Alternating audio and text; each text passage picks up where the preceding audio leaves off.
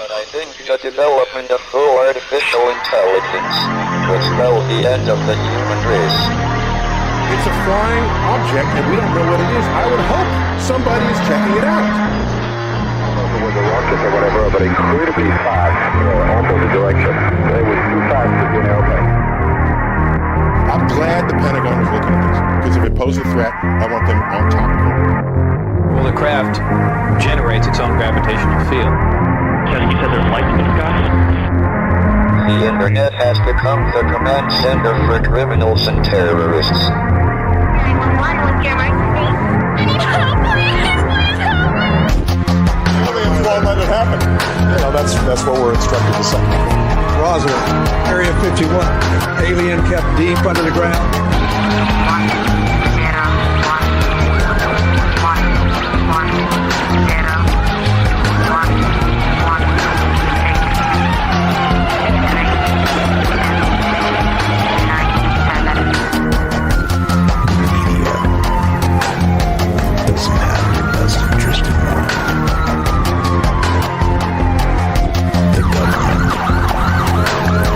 self-serving.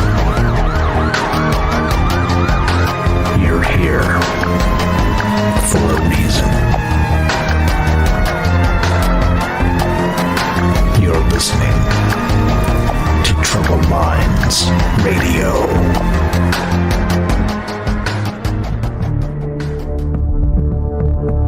Broadcasting live from a secret bunker just off the extraterrestrial highway. Somewhere in the desert sands outside of Las Vegas.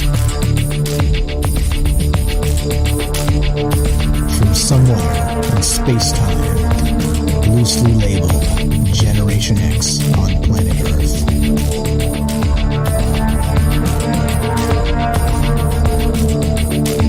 And asking questions of you in earnest into the digital darkness. Good evening and welcome to Troubled Minds Radio. I'm your host, Michael Strange, and hello to all of you who may also have troubled minds. What's going on, guys? It's Thursday night, which means it's one of the nights we get together and talk about all the things we're not allowed to talk about. We do it Monday, Tuesday, Wednesday, Thursday at 7 p.m. Pacific. And what are those things, you may ask? You may wonder. You may ponder. Well, let me explain. Aliens, conspiracy, the paranormal, the government, academia, the 24-hour news cycle, propaganda, and the general feeling that we live in the upside down. And yes, of course, as you know, we do the show live. We've always done this show live to include you, and we will continue to do this show live because there's just way too much to talk about, right? There's way too much to consider for one mere mortal. And what I mean by that is, well, myself. One mere mortal is just little old me. Little old me, what can you do, right? It's just myself. But if we add you to the mix, everybody out there listening, just little old me becomes quite a bit greater than that. It's like I always say, I'm me, you're you, but together we're us. And what I mean by that is you guys are the secret weapon of troubled minds, including I have no inside sources or any of the rest of this stuff. I just try and put together news cycles and maybe dream bigger, right? Try and figure out what the propaganda is and maybe find out exactly why in the world things just don't seem to be, well, as we're told. How about? I think that's probably the best way to put it. As we're told. Because, of course, as we're told is always a little bit, what would you call it? Suspicious.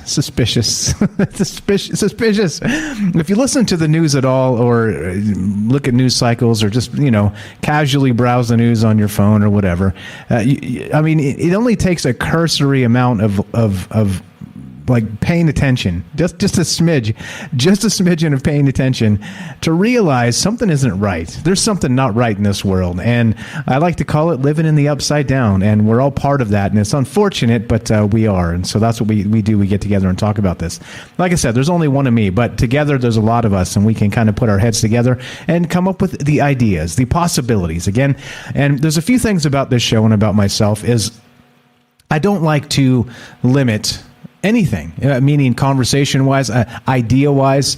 I don't like to put limits on these things because guess why? Even though you'll listen to some of the things that I say and you'll be like, wow, this guy's off his rocker. I'm not. I mean, I guess you can always make a case that I may be, but the point is that if you limit a conversation in terms of scope, in terms of what people can and can't question or say, then we become, an entirely different thing. And it has nothing to do with speech or ideas. It becomes something very, very sinister. And so that's why I think that as part of this show, as always, right, we have the right to be wrong, okay? Like the part of the freedom of speech is the ability to practice a religion if you desire, or not if you desire, right? Or anywhere in between if you desire. That's protected speech as part of the First Amendment of the United States of America. And it should be protected the world over. But, what do I know? I'm not king of the world, like I said last night. But the thing is, though, right, with this speech, we are allowed to be wrong. We are allowed to speculate, and we are allowed to consider that, the things we're being told by the official sources may be flat out lies. And that's what this show is really about. It's not putting a limit on a conversation. It's leaving it open-ended, non-linear, and just taking ideas from all different belief systems, all different individuals all over the world, because we have people listening all over the world. And that's the idea here. It's a simple idea, right? It's really a simple idea. But it's becoming more and more revolutionary. I think maybe it's probably been revolutionary forever. I mean, we look at these guys, these ancient astronomers. I say ancient, but it's 1500s or whatever, where they threw them in jail, right, for questioning the heliocentric model, things like this. It's always been sort of taboo to think outside of the society you live in, right? It's always been, and it's okay. It's okay because it's not illegal. It's not illegal yet, and so we're going to keep on doing this. So, okay. So as part of that, like I said, we do this live to include you. You are the secret weapon of troubled minds, and if you want to be part of the show tonight, I think we have the phone lines fixed. We had them busted last night. If somebody wants to call me early, I would appreciate that just so we can get that out of the way and check to make sure this is not broken like yesterday. I went through everything, like I said, with a fine-tooth comb, and everything should be fine tonight. For sure, the Discord is working. Actually, let's make sure the Discord is on. Let me turn the Discord on real quick, and we'll do that. But okay, so if you want to be part of the show tonight, phone line should be up, and you can reach the show at 702-957-1037. That's 702-957-1037, and you go to troubledminds.org. You can find the phone number there, the Discord link there. You can find all the things you need, all the Troubled Mind stuff, the podcast, and all the social media, etc. if you want to follow over there. But let's see. All right, so this is working. That's working. I think everything should be working. All right. Cross your fingers. Everything should be working. I'm crossing my fingers. I hope you're crossing yours. Okay, so point being is 702-957-1037. Let's get this call-in cam up. So, all right, there you go. Phone number's right there, and troubledminds.org. You can click the Discord link and be part of the show that way. Discord, of course, is a chat client. It's a voice client. It's completely free. You can use it from all over the world, and people use it to play video games. We use it to do a talk show. We use it to make friends on the internet. Instead of course, right, the opposite of what the internet seems to be made for if it's up to Zuckerberg and jerks like that. Well, division and hatred is what they're into, right? Because it pays. It pays. Division and hatred always pays. But being nice to people rarely pays. And so there you go. There you go. So, okay, 702-957-1037. Click the Discord link, troubledminds.org.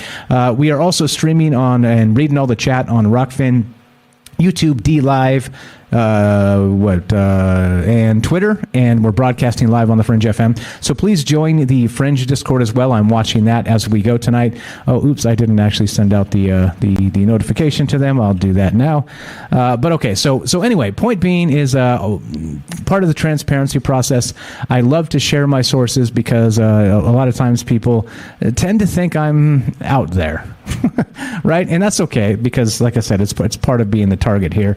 It's okay to think think I'm out there. But, well, instead of all that, we're gonna share our sources and say, look, I didn't make this stuff up, and you can be part of the conversation, and here's what I'm talking about. So there you go. So all my sources are linked on YouTube, and you can find all that stuff there, as always, and in the podcast feed as well. All right, what else? Join the Fringe Discord, fringe.fm/chat, and the easiest way to listen to Troubled Minds is to download the Fringe app at your Android and Apple. What's that? App stores, I guess. Yeah, something like that. Okay, anyway, completely free. Download it, 705. Smash the play button on the Fringe app. You'll get Troubled Minds. Okay, now let's get to this. Let's get to this. Now, this is what got me thinking today. Now, there's a number of things, right? Usually, as you know me, I'm looking at news cycles. I'm thinking about things, trying to think about them outside of the box and consider all the possibilities, right? Well, let's start here. Well, let's not. Let's start here. Let's start with The Hill, okay? And this is one that was actually written by Avi Loeb. Everybody remembers Avi Loeb of Oumuamua fame. He's a Harvard astronomer,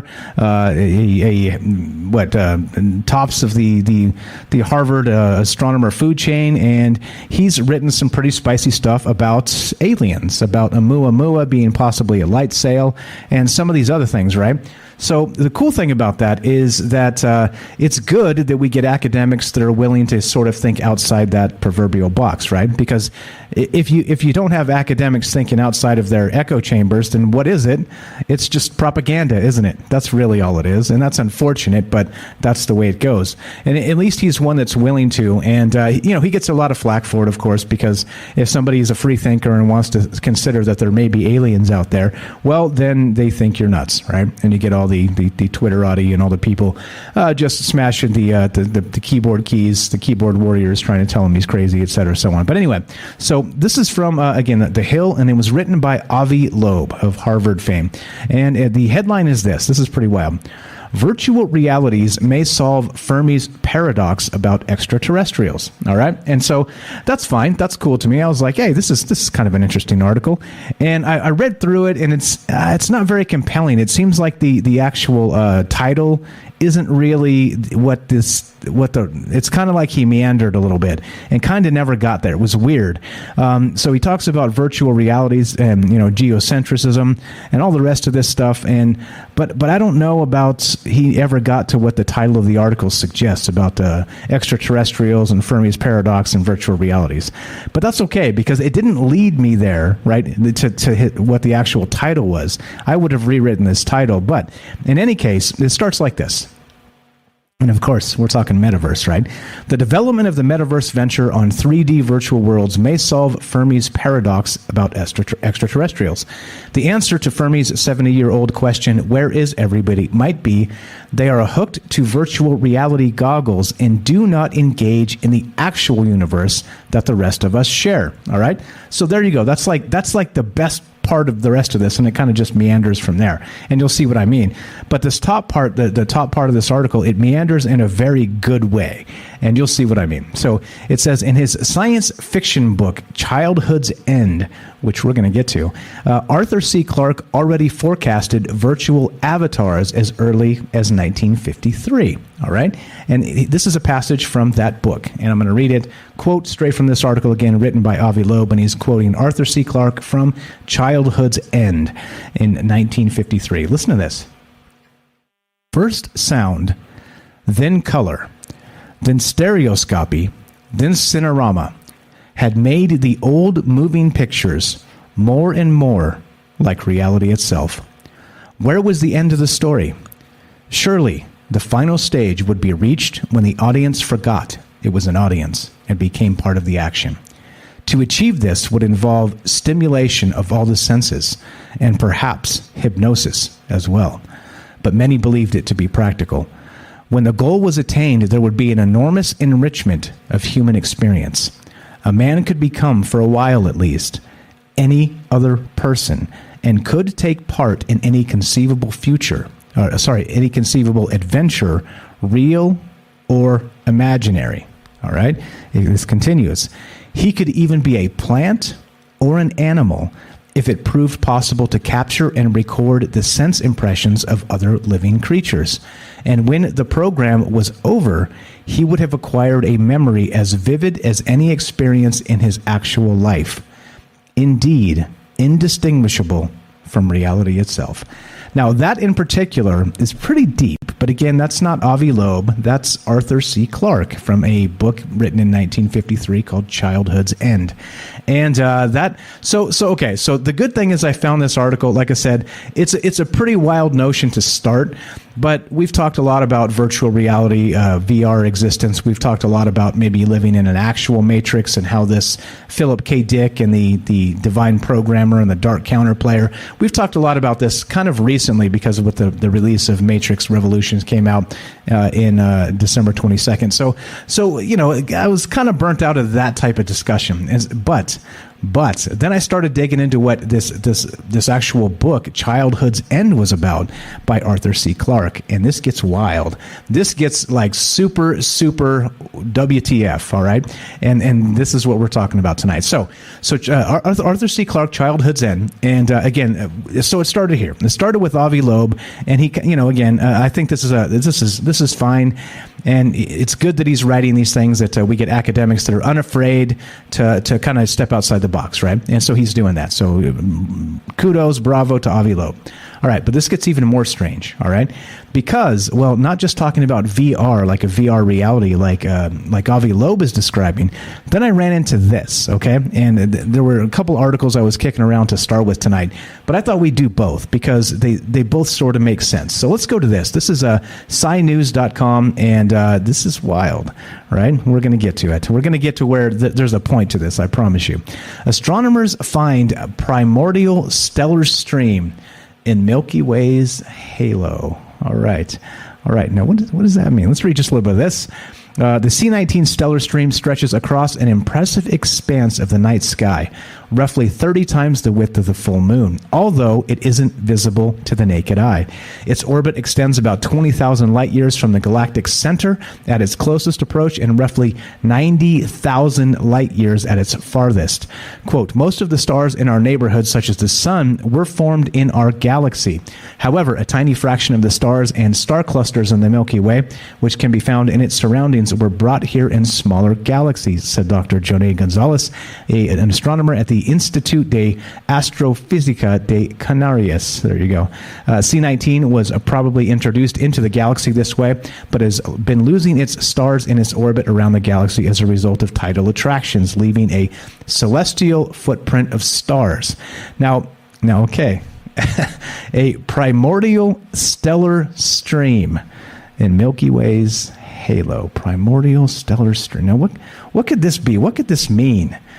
I don't know. So it got me thinking about a lot of things per usual, right? Because you know the way I like to do this is to just think in terms of all the possibilities. All right. So we've got Avi Loeb describing that maybe there's the Fermi paradox can be explained through a VR experience. All right, I dig that. I'm cool with that. I like him thinking in those terms. Maybe. But then check this out. Then we have this. We have the primordial stellar stream in Milky Way's halo. So the primordial stellar stream is invisible to the naked eye, but they've detected this, and they're talking about this. And it's, again, brand new. This is all from the last day or two, both of these articles. Again, links in the description. Check it out. They're all on YouTube right now. But here's the nutty part, right? When I start digging into that book by Arthur C. Clarke called Childhood's End, well, it's discussing an alien invasion. It's discussing a group of individuals, aliens, depends on how you want to term these things, that are termed the overlords in the book. The overlords, right? And not only that, we'll get to the plot of Childhood's End as we go tonight, because it's kind of it's wild. Basically, it's one of those ones that kind of makes you go, "Wow, this dude was tapped into something," right? And we're going to ask the question of what he may have been tapped into. But check this out. So we have the overlords that actually conducted an alien invasion, and they were working for a higher entity that may or may not have been the galaxy itself. And so the term that we're looking at is there's a bunch of terms here. There's cosmic consciousness is one term. There's what else is the other one? There's another term here that what's going on, guys? I hope everybody's doing well. I see in the chat. Let's see, what's the other one? Cosmic consciousness is one. Let's see, the other one is going to be called what did I title this thing today? The Galactic Overmind. Right? The Galactic Overmind and a Cosmic Consciousness. All right? Now these are some of the terms that actually come about in this book by Arthur C. Clarke. All right? And so it got me thinking, okay, so if there is some sort of a galactic overmind or cosmic consciousness, then what exactly is this primordial stellar stream? They're saying it's like kind of a leftover remnants of the primordial galaxy. And, well, how else might you spread a cosmic consciousness? I think there's a little bit of weirdness to this. So that's what we're talking about tonight. That's what's on my mind. So a few questions. Have you ever heard of the term cosmic consciousness or the overmind? And if you have, what do you think it means? And, well, on top of that, do you think it's possible that we are all smaller consciousness as individuals of this overmind, of this cosmic consciousness, that we are just sort of like saplings, or we are just, I don't know, cactus pods dropped from the cactus that are growing in our own little spots. I don't know. Like, how do you make this a coherent analogy? I'm not sure you can, but, well, at least I can't in a flash. But okay, so anyway, it got me thinking about, well, we've talked about the Philip K. Dick and the living in the Matrix, and he talked a lot about that, and that was pretty wild and awesome, and that was a great conversation. But we haven't really spent a ton of time on not just consciousness of ourselves, but do you think there is an overmind out there, some sort of cosmic consciousness that's directing everything we do, that's actually sort of littered us out as maybe baby consciousness, baby singular consciousness, singulars, and is trying to eventually bring us back into its fold through some sort of hive mind, through some sort of like the Borg from Star Trek, something like that. So those are the questions tonight. So first, have you heard of this? Have you heard of this concept, this galactic overmind, galactic consciousness? And do you think that maybe we are part of something like that? We kind of talk about it in maybe abstract, abbreviated terms here and there on this show from time to time, because it kind of comes into, panpsychism, is the universe conscious itself, and all kinds of different things, right? So there's a whole bunch here to really consider. But it gets even more weird once you start to consider that maybe we are just babies. We're like saplings of this giant cosmic consciousness that put us out there to experience, well, the galaxy itself through it, but then it also at some point wants to absorb us back into itself as part of the larger consciousness. And maybe that's what the ascension process is and some of the rest of this. So anyway, that's what's on my mind tonight. Have you heard about this? Have you heard about this Arthur C. Clarke book called A Childhood's End? We'll get into the plot of that tonight. And I don't know. I think that when you start thinking in terms of maybe the cosmic consciousness or this term overmind, it starts to make my mind race and wonder, right? As I always say, my ego's too large to consider that, maybe we live in a simulation, because my ego rejects it outright. But what about my consciousness? Is that in and of itself mine and mine alone? Or does it belong somehow, some way to a galactic overmind? And that's what's on my mind tonight.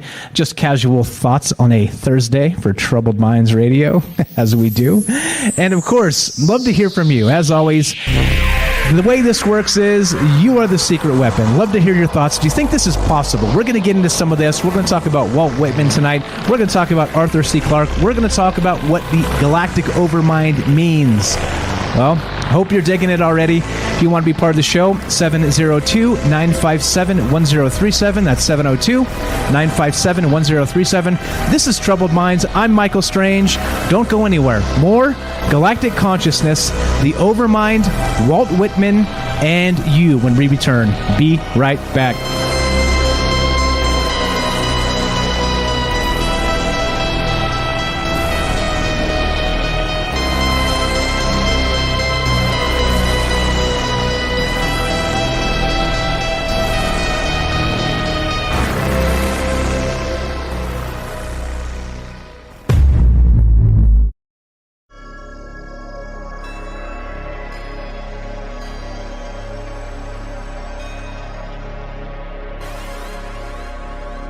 Welcome back to Troubled Minds. I'm your host, Michael Strange, and we are streaming on Rockfin, YouTube, DLive, and Twitter. And we are broadcasting live on the Fringe FM. And tonight, we're talking about the concept of a cosmic consciousness. Have you ever heard the term Overmind? What does this mean? Looking to hear your thoughts. Do you think you're part of a larger consciousness that put you out as a sapling somewhere out there into the galaxy and is now trying to get you back? Well, that's what's on my mind tonight. If you want to be part of this discussion, love to hear your thoughts. 702-957-1037. That's 702-957-1037. Let's test the phone with our good friend James Salcedo of Salcedo Paranormal. Test 1, 2. Can you hear me, my fine friend? Are you there? Test 1, 2. I'm here. Yes. Yes. Loud and clear, sir. Loud and clear. How are you, James? I'm good. Glad to be here. Very interesting topic. Very interesting. Right on. I think so, too. Have you ever heard this term, this Overmind or the galactic sort of cosmic consciousness? I have heard of similar things, yeah. And it's interesting. It really gets to that whole idea of us all being part of something bigger, or at least connected to something bigger. It's really, I think it gets blurry once you get too far into it as to whether or not all our minds together make up something, or if it's more a case of we're just connected to something bigger. I mean, that's an interesting kind of distinction and just a set of ideas to explore. I have no idea what it really is. Yeah. So, it's hard to say. Yeah, agreed, 100%. I don't know what it is either. And so I was reading some of the stuff, and there's like Deepak Chopra and guys like this are saying that part of the whole ascension process is actually us sort of ascending from this baby sapling sort of consciousness. I'm throwing the term sapling in there because it's the best way I can describe this. But like each of us are our own little mini consciousness that came from this larger, like, oak tree of this huge galaxy. And so part of what they're talking about in this ascension process, or whatever you want to call it, is that we're supposed to leave this consciousness and rejoin the source, right? This Overmind. So that seems pretty wild to me.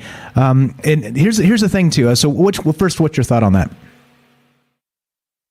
Well, it's interesting because I've heard it suggested that the reason that we are kind of, I don't know how you want to call it, split off into basically us as we are now, is to have experiences that the larger consciousness can't have, because it's all just consciousness. It's not physical, or at least not in the same way as we are. It may not have the same emotions or just the same capacities for feeling or for even thinking, maybe, that we do in this form. So that's part of the reason why we are what we are, is to do the things that we do in life, or some people say in multiple lives, and then to go back to that larger consciousness so that it then can kind of take in those experiences from there. Yeah, exactly. So it's kind of using us as not just as vessels to maybe experience like the further universe in separate instances, right? It also at some point wants to bring us back and then maybe envelop that into the whole and then maybe start the process over again, right? Something like that, which turns into this pretty wild concept when you start to think about it. You know what's wild too is you may know about this or may not actually, because I didn't know this, but in Marvel Comics, there is an Overmind. Did you know that? I'm not sure. There's a lot of cosmic beings out there that could be. I don't know. Are you referring to a certain one, or? I'm sorry, I'm not sure. Yeah, no, it's actually a character called the Overmind. Let me find it. Yeah, so okay. I thought if you're not familiar, that's okay. That's okay, because I didn't want to. Yeah. Okay, so I thought maybe you were familiar because you are way more on the ball with the Marvel comic stuff than I am. I stopped following that way too long ago, and now I'm feeling old. And that's the way it goes. I only know mainly the X-Men comics and mainly just from a certain period of time. So, and I know the rest of the comics just in general, but not in detail. But that is interesting. That I mean, they deal very heavily in symbolic, figures that have symbolic meanings and that are literal representations of ideas.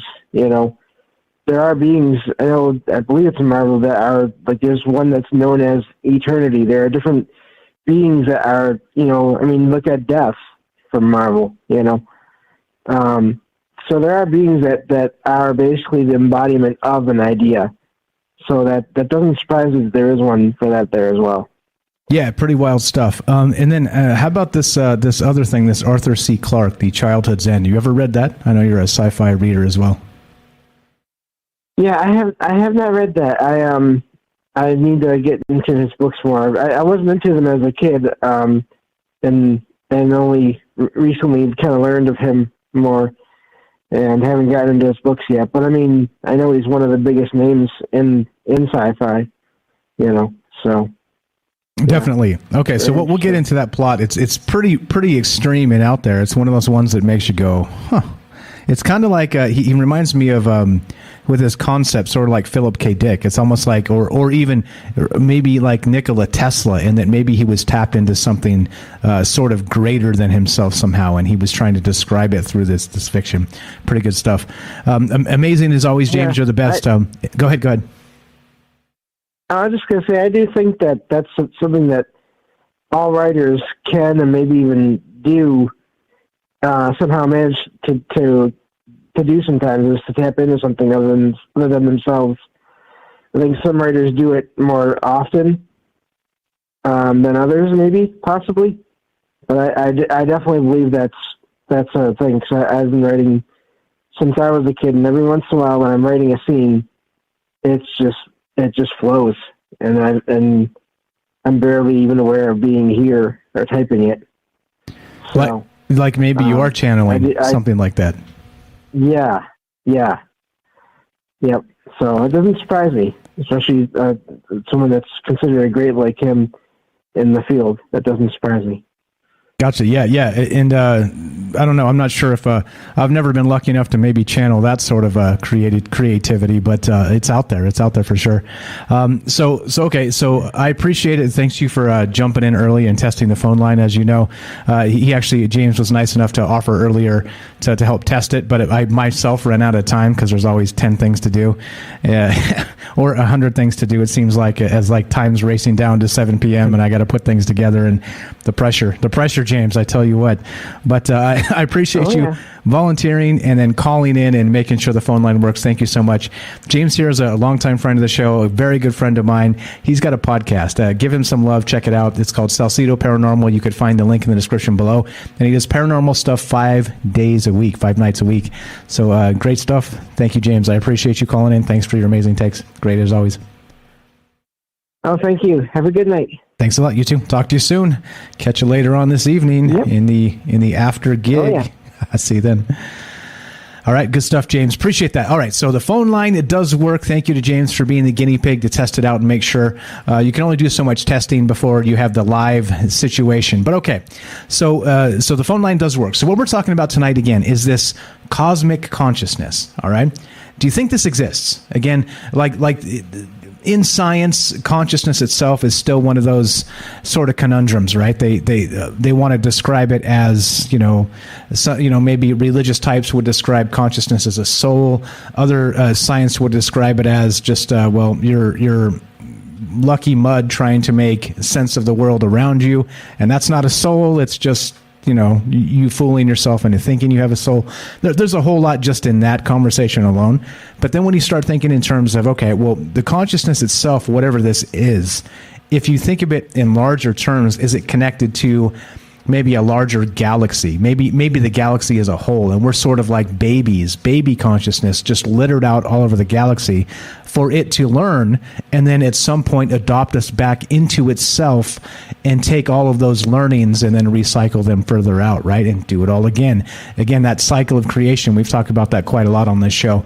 But I don't know. So what are your thoughts there? Like I said, as we start tonight, we're going to get into Arthur C. Clarke and his book Childhood's End in a minute here. But it's a pretty wild concept in that, like I said, my ego doesn't like it because I like to think I'm me. I like to beat my chest and howl at the moon and think I'm doing that, right? But maybe it's not me. Maybe whatever it is that I am or whatever it is that you are is actually sort of brought about from somewhere else. So I don't know. That's the question tonight. So what are your thoughts? First off, the questions tonight, as always, we have questions. This is the question show, not the answer show. Answers are too easy because you just give the answer, which is basically an opinion, by the way, and then move on, right? Answers are so easy. Questions are a little bit harder. Have you heard of this Overmind, the galactic or cosmic consciousness? And do you think it's real? Do you think we have some sort of link to this with maybe through this panpsychism way of thinking where everything may be conscious and we're just sort of vessels to experience that, as James was describing, for this larger entity, something like that? I don't know. What are your thoughts here? And the phone line works, so that's the good news. So thank you very much to James Salcedo again of Salcedo Paranormal. So you can give us a call. 702-957-1037. We're also on the Discord. If you guys want to hop in and be part of that conversation, we'll put you on. And there you go. What's happening, guys? What's up? Call 555-5555. What's up, Joe Roop? I see you there. How you doing? I have no idea what you're talking about. How about call 702-957-1037? How about that instead? That'll work. So if you guys want to be part of the show, that's what we're doing. And have you heard of this? Have you heard of this concept? And if not, what do you think? Like I said, my ego doesn't like it. I reject all the things where I'm just some sort of sapling to some larger, I don't know, Lovecraftian old one or something. I don't like it. But it's not up to me, is it? Like at some point, I'm still part of this construct. I'm still part of this locked in this clay that we're locked into. So I don't make those rules, unfortunately. And so even if there are rules that lock us into this existence, I don't have to like them, do I? I don't have to like them. So what are your thoughts? We're going to get into Arthur C. Clarke here and talk about that in just a sec. But love to hear from you. I'm going to ban these spammers. I see you spammers, you dirty spammers in the chat. I'm coming after you. All right. So if you want to be part of the show, one more time, 702-957-1037. Appreciate James hopping in there and testing out the phone lines for us super quick because, live shows. You got to love live shows, right? Everything works until it doesn't work. Okay. So let's go to our good friend Joseph in Iowa. Let's click the buttons, do the things. Joseph in Iowa, welcome to Troubled Minds. You're on with Mike. How are you tonight? All right. Right on, my friend. Go right ahead. What are your thoughts on this this cosmic consciousness or the Overmind? I think it would be as easy to say if it's that you can easily say it could be aliens too. You know, because like even me I had an experience and it's my opinion that it's an opinion that really made me question my reality. But like when I got to the core of, or the end, it was like my soul was gone. It was like, I don't know. I wouldn't want to give yourself to like a source that removes you completely. You know, and I don't know how to even explain it, you know? Yeah, like it's so weird in the sense. So okay, in terms of this, like we are, we talk about the duality of creation. We all have parents, right? We have a mother and a father, right? Like we all do. Biologically, we have to, or we don't exist. Well, unless that's a whole nother show. If we don't, all right, if we don't have those two things, but right, the duality of creation means that me and you, Joseph, we can't exist without other entities that contributed to our being. You know what I'm saying?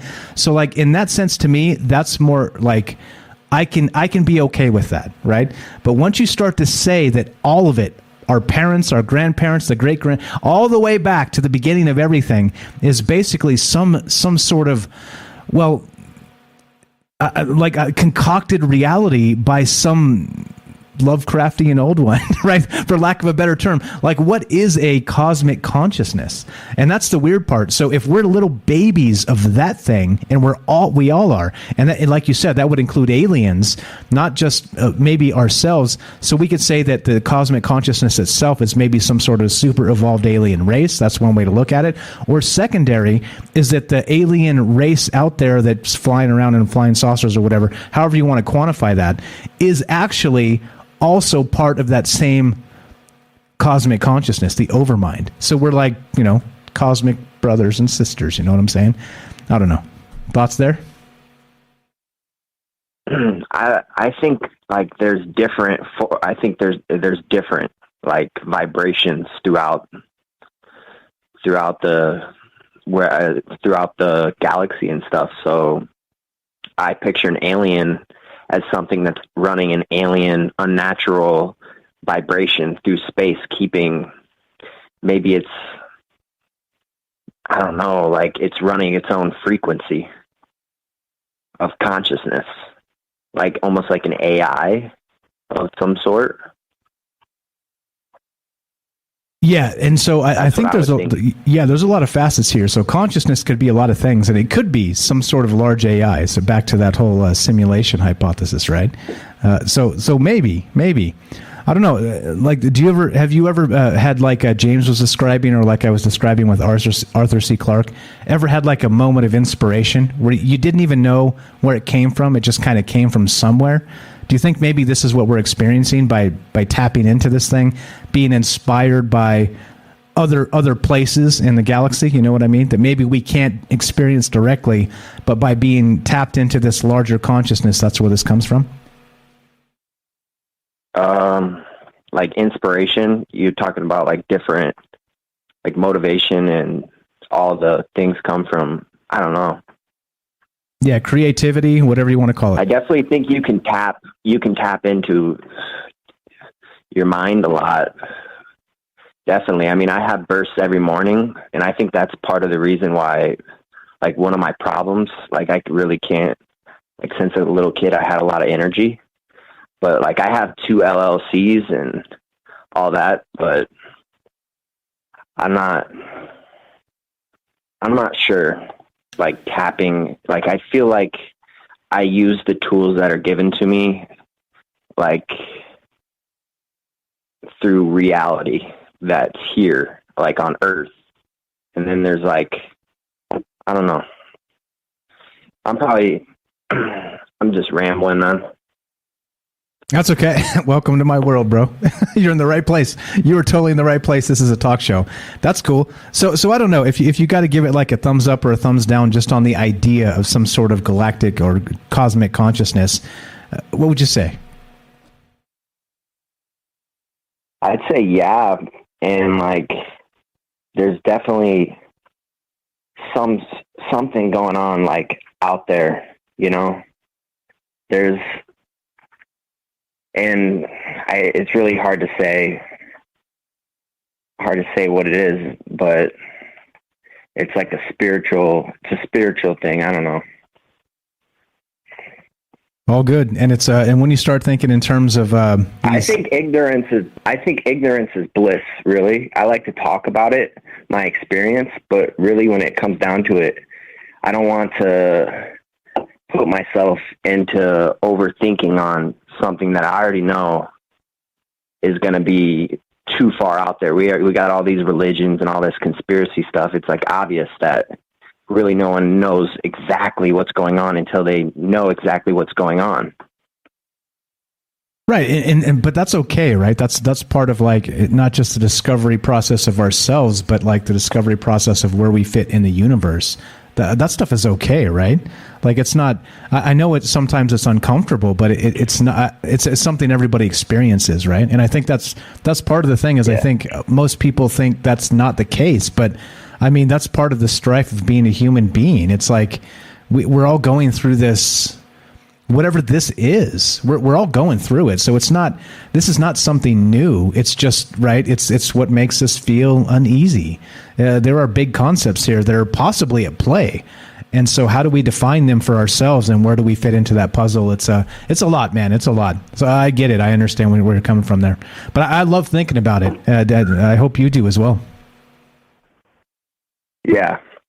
I thought a lot into it in the beginning, but then I just started trying to think into myself a little bit more. And I kind of got screwed up. I'm addicted to everything. Like, I get addicted to VR. I just got VR like 4 days ago or so. And like, I've been playing that every day. So, but I'm doing a lot better. Okay, that's good. That's for another time. We can talk about that as well. Like, what has your experience been like? We're running out of time here, so we don't have time to do that right now. But can you promise me you'll call back in another time and we can talk about that specifically? Yeah. Okay. Awesome stuff. This is Joseph in Iowa, and he's got a YouTube channel. Check it out. It's called Hydro Hose. You can find the link in the description. Always got great thoughts for us, and I appreciate you listening. Appreciate you calling. You're the best, my friend. Have a fantastic night. Yeah, you too. Thanks a lot. There you go. Thanks to James. Thanks to Joseph for testing out the phone lines, making sure everything works again. Again, technical difficulties, right? Once you unplug hardware and plug it back in, everything seems to break. Everything breaks. Everything was fine yesterday, and everything could be broken today. But we fixed it all up. Spent a lot of time the last 36 hours fixing up everything, and so we're good and solid, and everything works. So again, loving to hear your thoughts on this. There's another thing called these terms are all over the place, right? As you dig deeper into this, you get terms like the overmind, right? You get terms like this cosmic consciousness. You get this other term that I found. This is from healthy.net. It's called non-local awareness. Think about what that means. Non-local awareness. So we're going to talk about that and some more of this as we go tonight. But again, what are your thoughts on this? Have you heard of this cosmic consciousness, this overmind, this concept from the Arthur C. Clarke and his Childhood's End novel?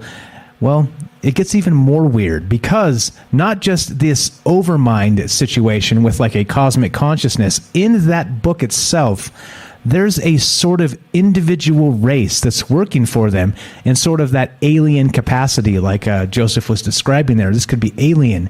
And they were known in that book as the Overlords. So there you go. If you want to get creeped out and wonder about what the hell's really going on in the world, and if Arthur C. Clarke knew what was up, well, maybe we're in bigger trouble than we think. So anyway, as we wind this down, we're coming down to a break here, and still taking your phone calls, as you know. Open lines the entire show. Love to hear your thoughts. What do you know about the overmind? What do you know about this cosmic consciousness? And have you heard the term non-local awareness? Yeah, well, a lot of this is new to me. As you know, I'm just a student in the game of life. And I'm trying to find out as much as I can and learn about as many concepts, whether that's religious, whether that's science, whether that's a mix of all three. You see what I did there? And it's all about me. And by being all about me, it's all about you. Because I think in some capacity, we are connected. But in what capacity? How deep does this go? How far out does this go? And I'd love to hear your thoughts. If you want to be part of the show tonight, 702-957-1037. That's 702-957-1037. You can join us. Click the Discord link at troubledminds.org. We'll put you on the show. Easy as that. And well, as we come down to a quick break, don't go anywhere. This is Troubled Minds. I'm Michael Strange. More non-local awareness, cosmic consciousness, and the overmind when we return. Be right back. Don't go anywhere.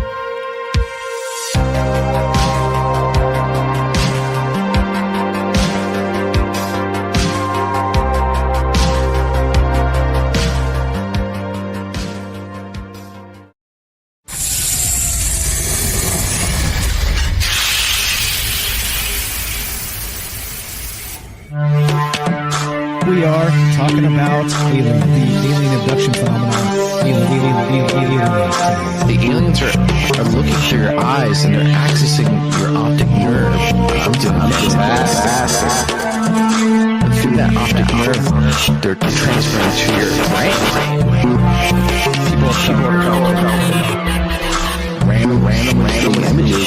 The because they traverse neurons in the brain. All right, so maybe, and they also feel them planting or receiving memories or ideas or images.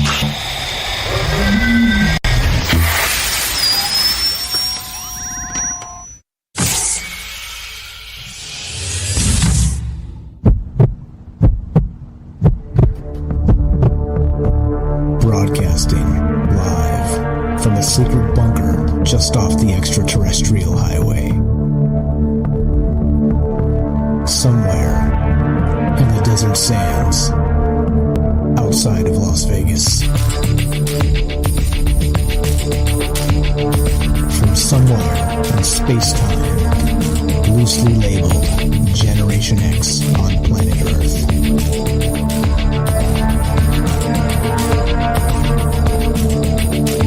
And asking questions of you in earnest into the digital darkness. Yo ho, yo ho. Welcome to Troubled Minds Radio.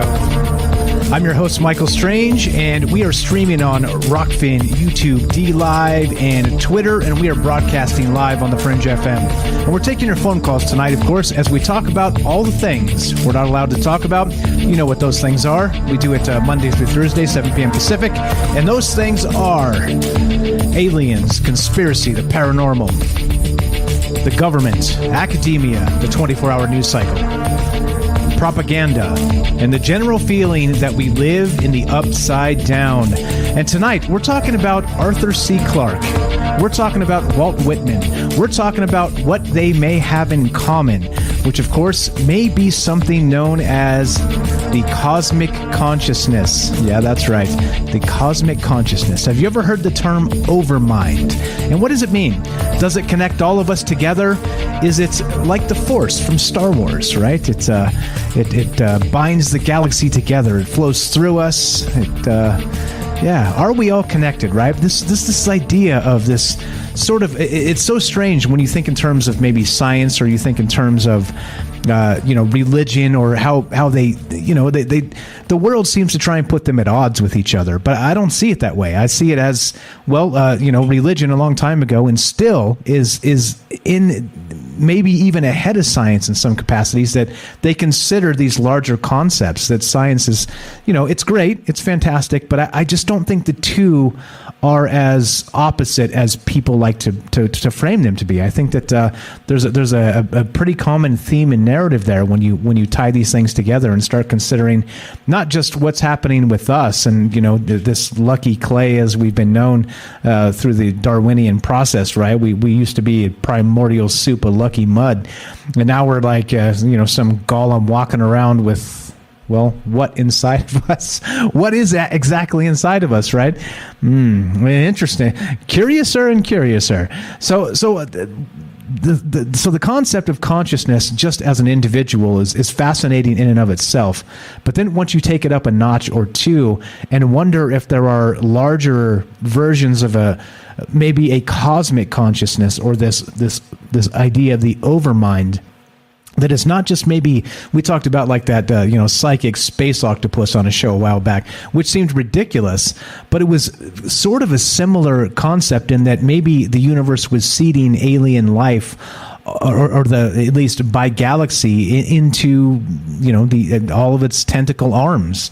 And well, in this case, let's skip the biological stuff and go straight to the we're throwing out the meat suit tonight and just thinking about in terms of energy, in terms of this consciousness from a singular entity, just yourself, myself, or whatever, and take it in terms of, well, is there something larger in the consciousness realm?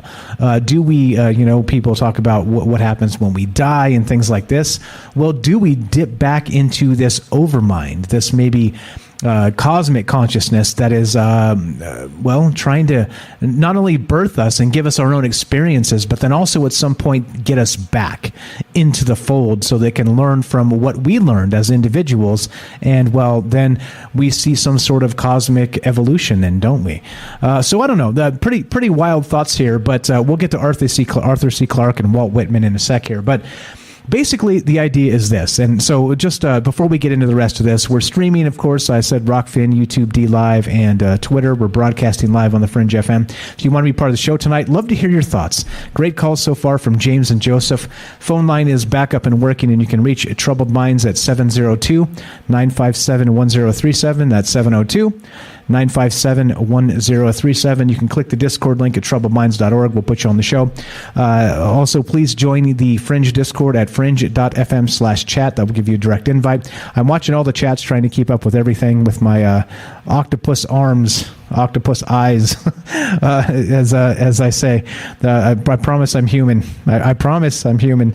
But yeah, so reading all the chat in all those places and watching all of the phone calls or whatever is coming in, smashing all the buttons. I've got my own board op right here. His name is Mike Strange. The whole team. I've got a clone of Mike Strange's. No, just kidding. It's just me.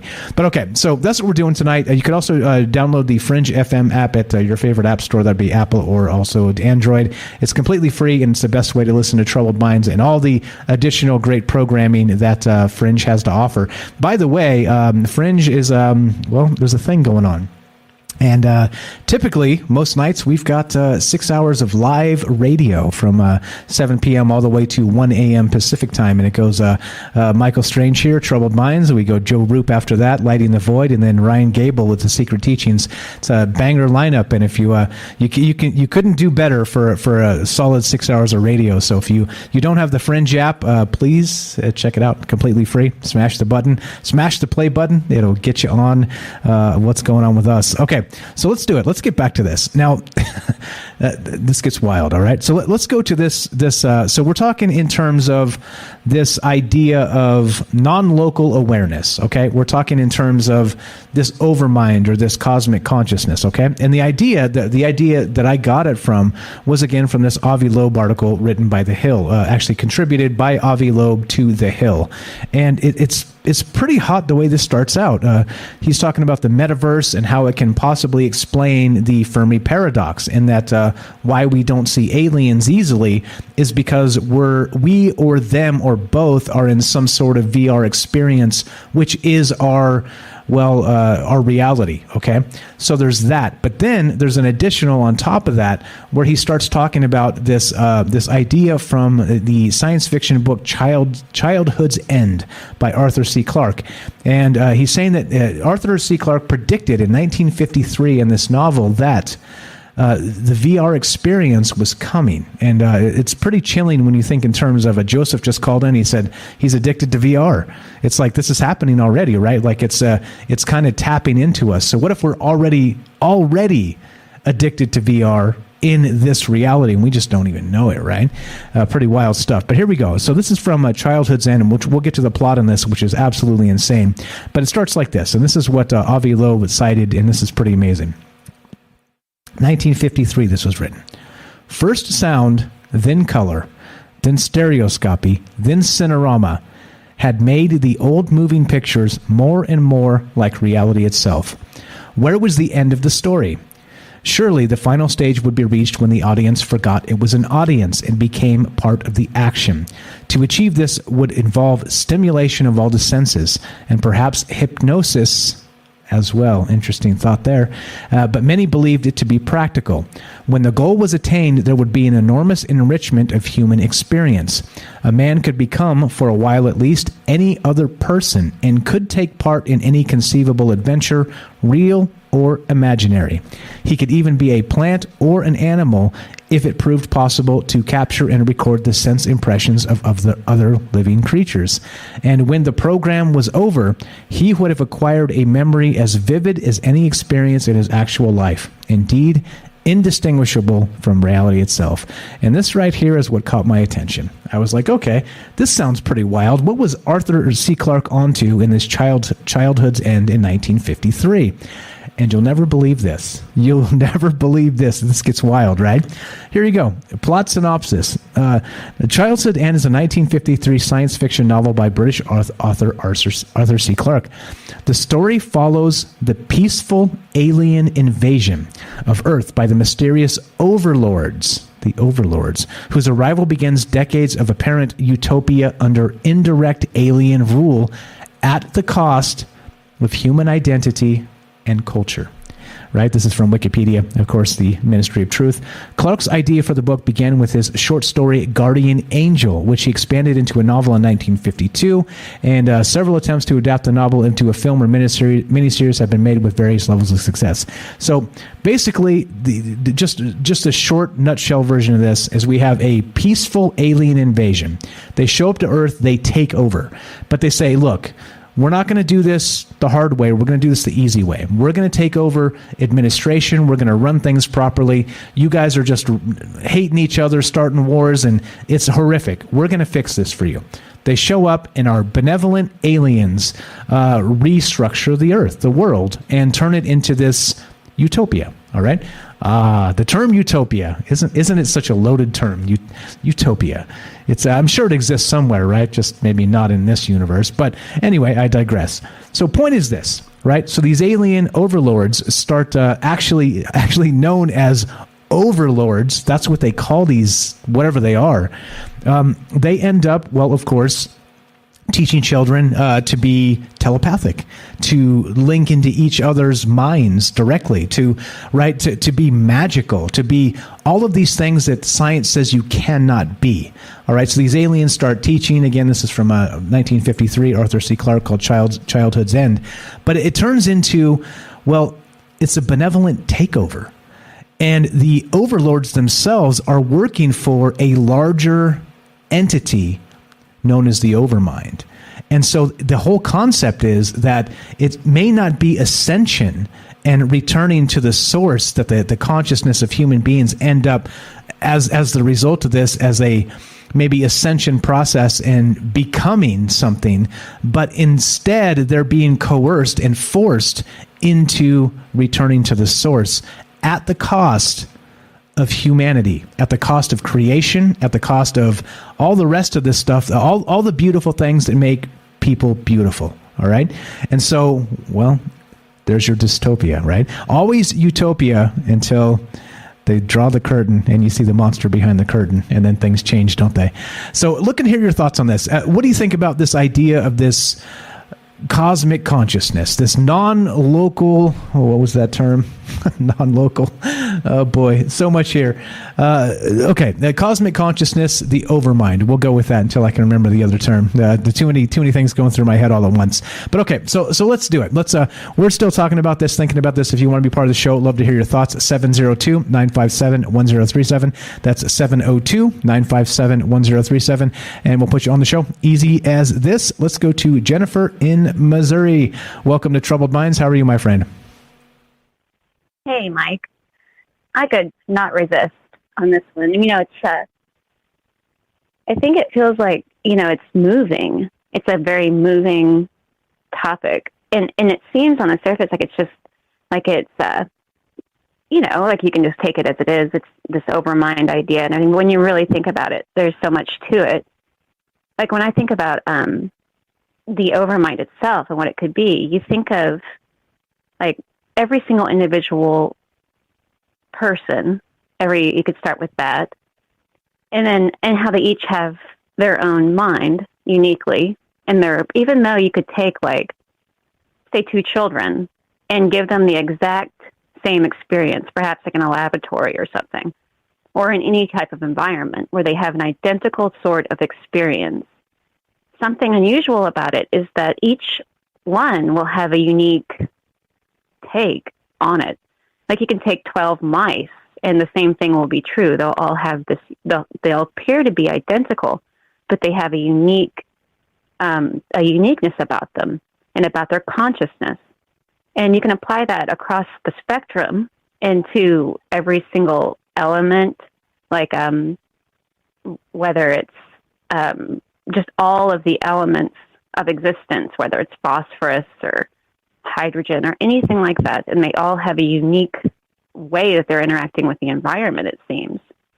And even, water and all the things in nature have their own unique way that they're interacting with our reality. And even though it's identical, like the trees and leaves, on a closer inspection, there is a uniqueness about everything. And this overmind appears to be like that. like, if you combine all of those together, even space, and not just these things individually, but all the things in between it, like even the dark matter and the empty space in between all of these different consciousnesses. And I think and then I think when you come down to this idea about the Arthur C. Clarke book, what's really key in that is about the choice of existing or not. And if you go back to a lot of the old stories about they have the right to choose, and just give them the right to choose, as said by, the Satan archetype, but it comes up in a lot of other places. And it's really unusual because in this account, in that story, one thing that is being taken away is the choice. And what's really weird about that is we don't have a choice in existing. Like when or some people would say that you do. I'm not going to say that for a fact or anything. But when you think about, for example, a litter of kittens, the kittens didn't have a choice that they were going to be existing. And an infant doesn't have a choice that it's going to be born. And what the being will be something it's something unique inside of their consciousness that will make them like no other thing. Even though they will have they can have identical experiences or similar experiences, it seems to be all about the interpretation. And the closest thing you get to it seems to be like when you go to sleep. When you go to sleep, it's as if the entire scan of the day and possibly seems to all be like uploaded, so to speak, to something else. And then the ultimate event horizon, or like the black hole of the final last sleep, seems to be the culmination of the entire experience of the being going to something. And I think that if you were to try to figure out what that something is, that is the overmind, and we a lot of times think that it might be the closest thing we can think of is gods, demons, different tiers of angelic beings, up or down or side to side, or aliens. It's the biggest things we can think of as far as what might be behind the whole thing. But what's the problem with that is, though, I think, that we are amongst these same gods and demons and different tiers of angelic beings, or whatever you want to call them, or aliens. We are on the same exact par, and so is every single thing that is recording and observing and interacting with this environment, whatever this reality is. And so I think if you were to understand what it was, and maybe some of those beings, those spirits or whatever they are, that seem to be kind of comprehending more than we do, is because they don't have they're not interacting on the same plane, so they have a bigger overview. But do they have the entire view? I don't think so. And I think if you were to understand what the thing is that does have the entire overview, I think something would happen, like some kind of like crack in, some kind of crack in reality or something. I don't know what would happen to an individual if they should figure that out. Yeah, almost. We're always wondering. Right, almost like you're not allowed to experience all of it at the same time. It has to be sort of subdivided, and then even so, like us, sort of in like the carnal version of that, this meat suit or whatever it is that we are, is that maybe this whatever higher entity, aliens, angels, demons, archons, whatever the hell you want to call this, the overmind, this consciousness, whatever this thing is, it seems like it can't experience anything without us, right? Like it needs us. Like it seems to be, whatever this thing is, it seems to be super invested in us, even if it's aliens, right? This goes back to some of those alien mythologies. They say the gray aliens come as these biomechanical, futuristic transhuman alien sort of things, right? But then they're here super fascinated with us as some sort of idea that they want to study our consciousness because they've lost theirs somewhere along the way, something like that, right? It's pretty bizarre where, like you just said, maybe you can't have all the things at the same time, or it does maybe create a CERN-like vacuum decay reality. Right. And it's strange because when you're experiencing this and all the, wolves and bears and human beings and fish and whales and birds and the whole thing. They're only experiencing themselves in a way, except it's more than that. Like, there's also something moving behind it, right? Like when you see a flock of birds that will all move in the same way without even looking at each other, or a school of fish doing the same thing. And I think people have some version of that is akin to like a hive mind, but it's not exactly like that.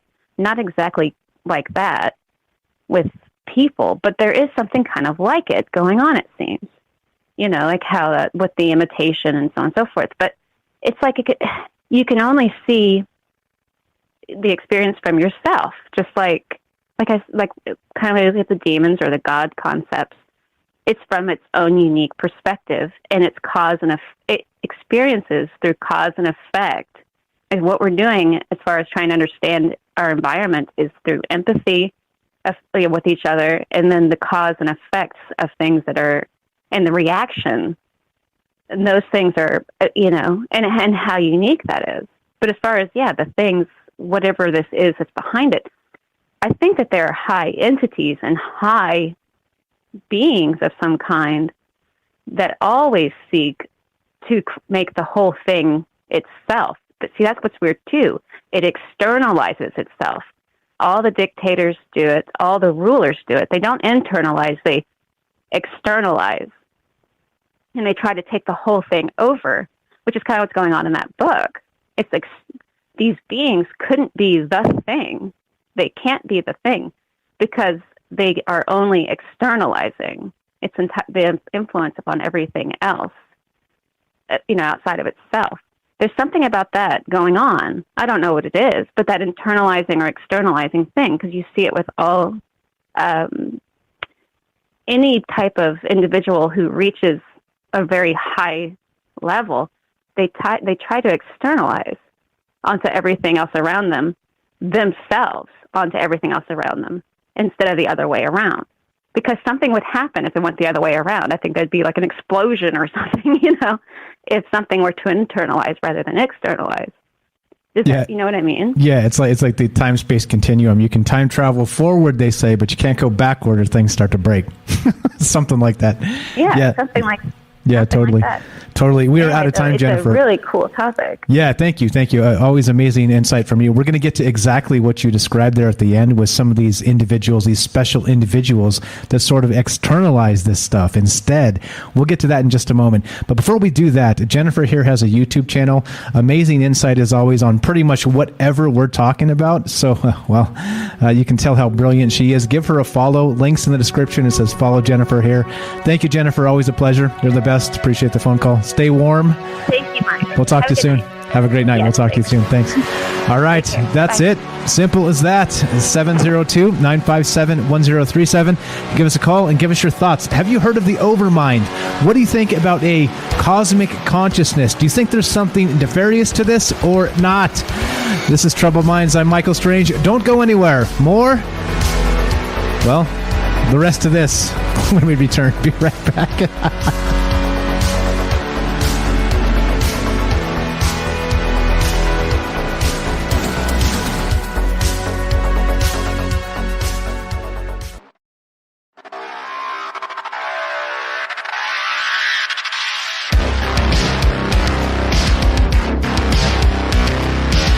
Welcome back to Troubled Minds. I'm your host, Michael Strange, and we are streaming on Rockfin, YouTube, DLive, and Twitter, and we are broadcasting live on the Fringe FM.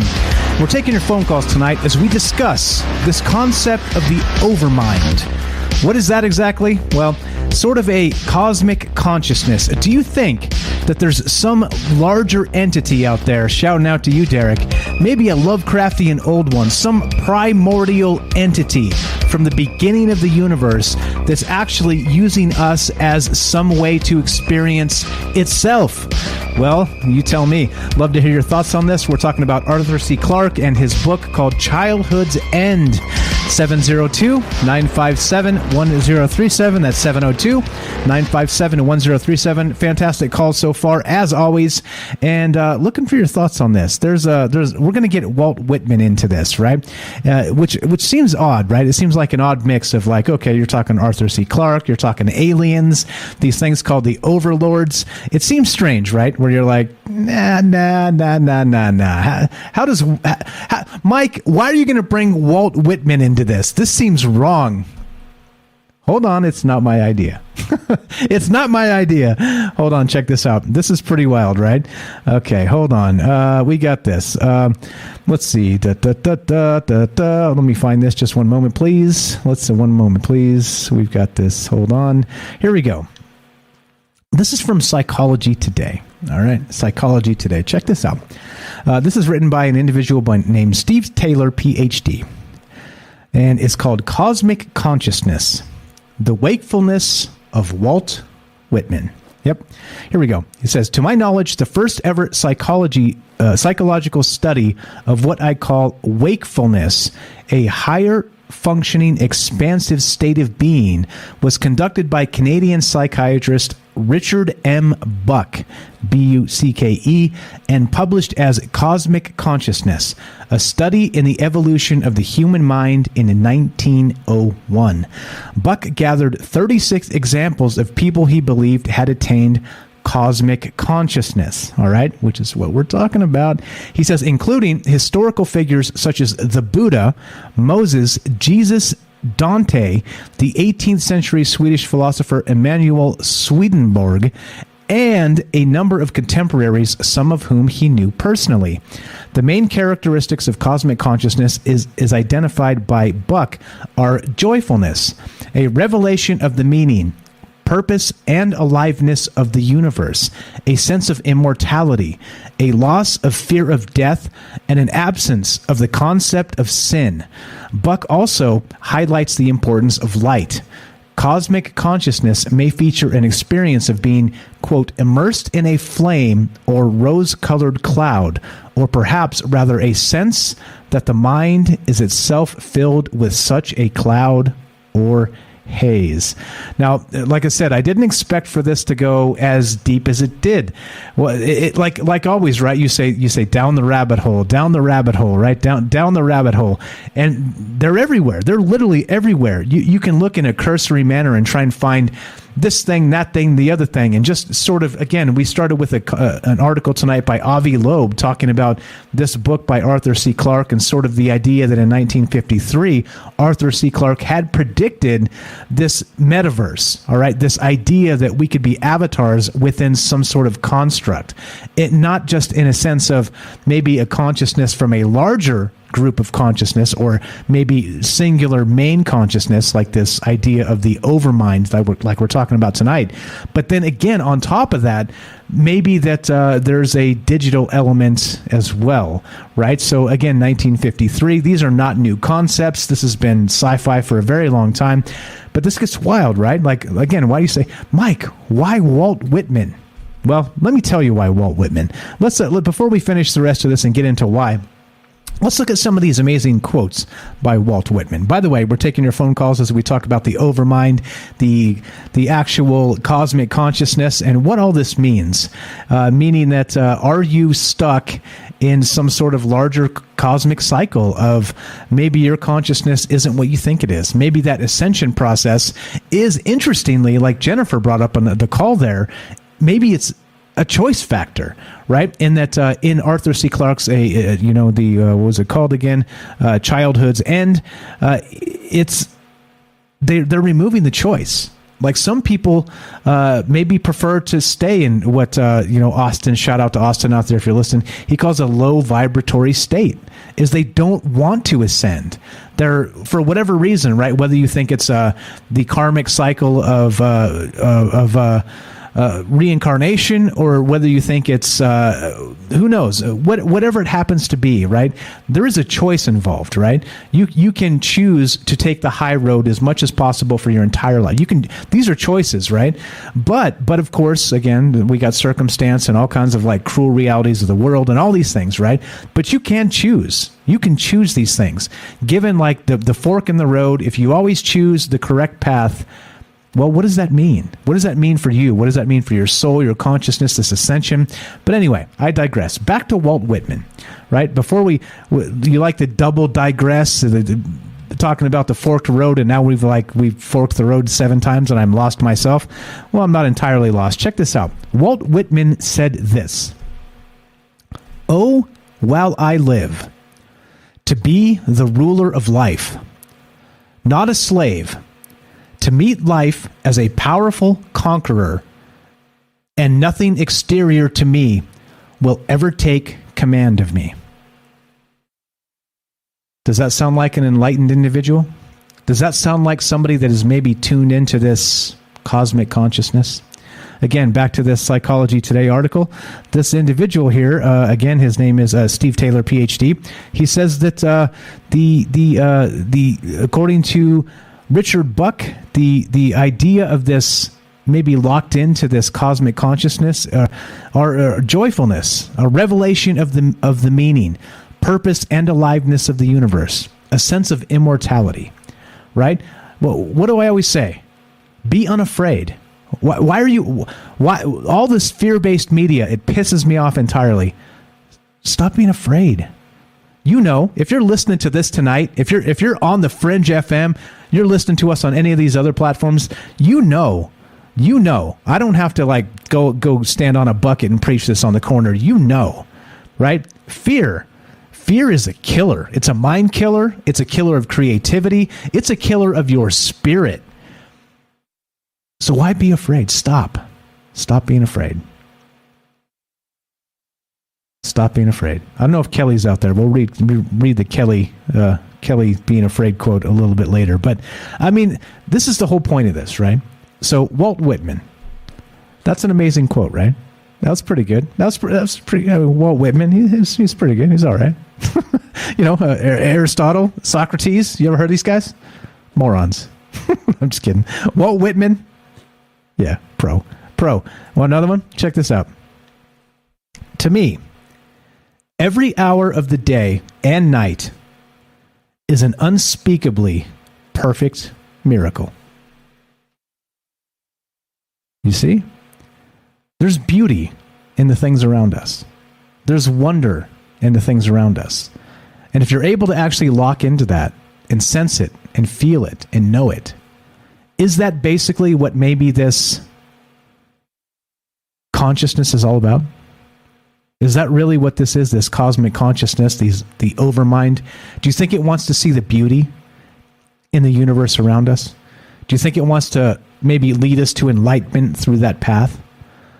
Or again, back to this idea of maybe the archons or the overlords or this nefarious overmind that would rob us of that choice, that would tell us as human beings, well, no, you can't be you anymore. We're revoking that privilege. How do you think this turns out?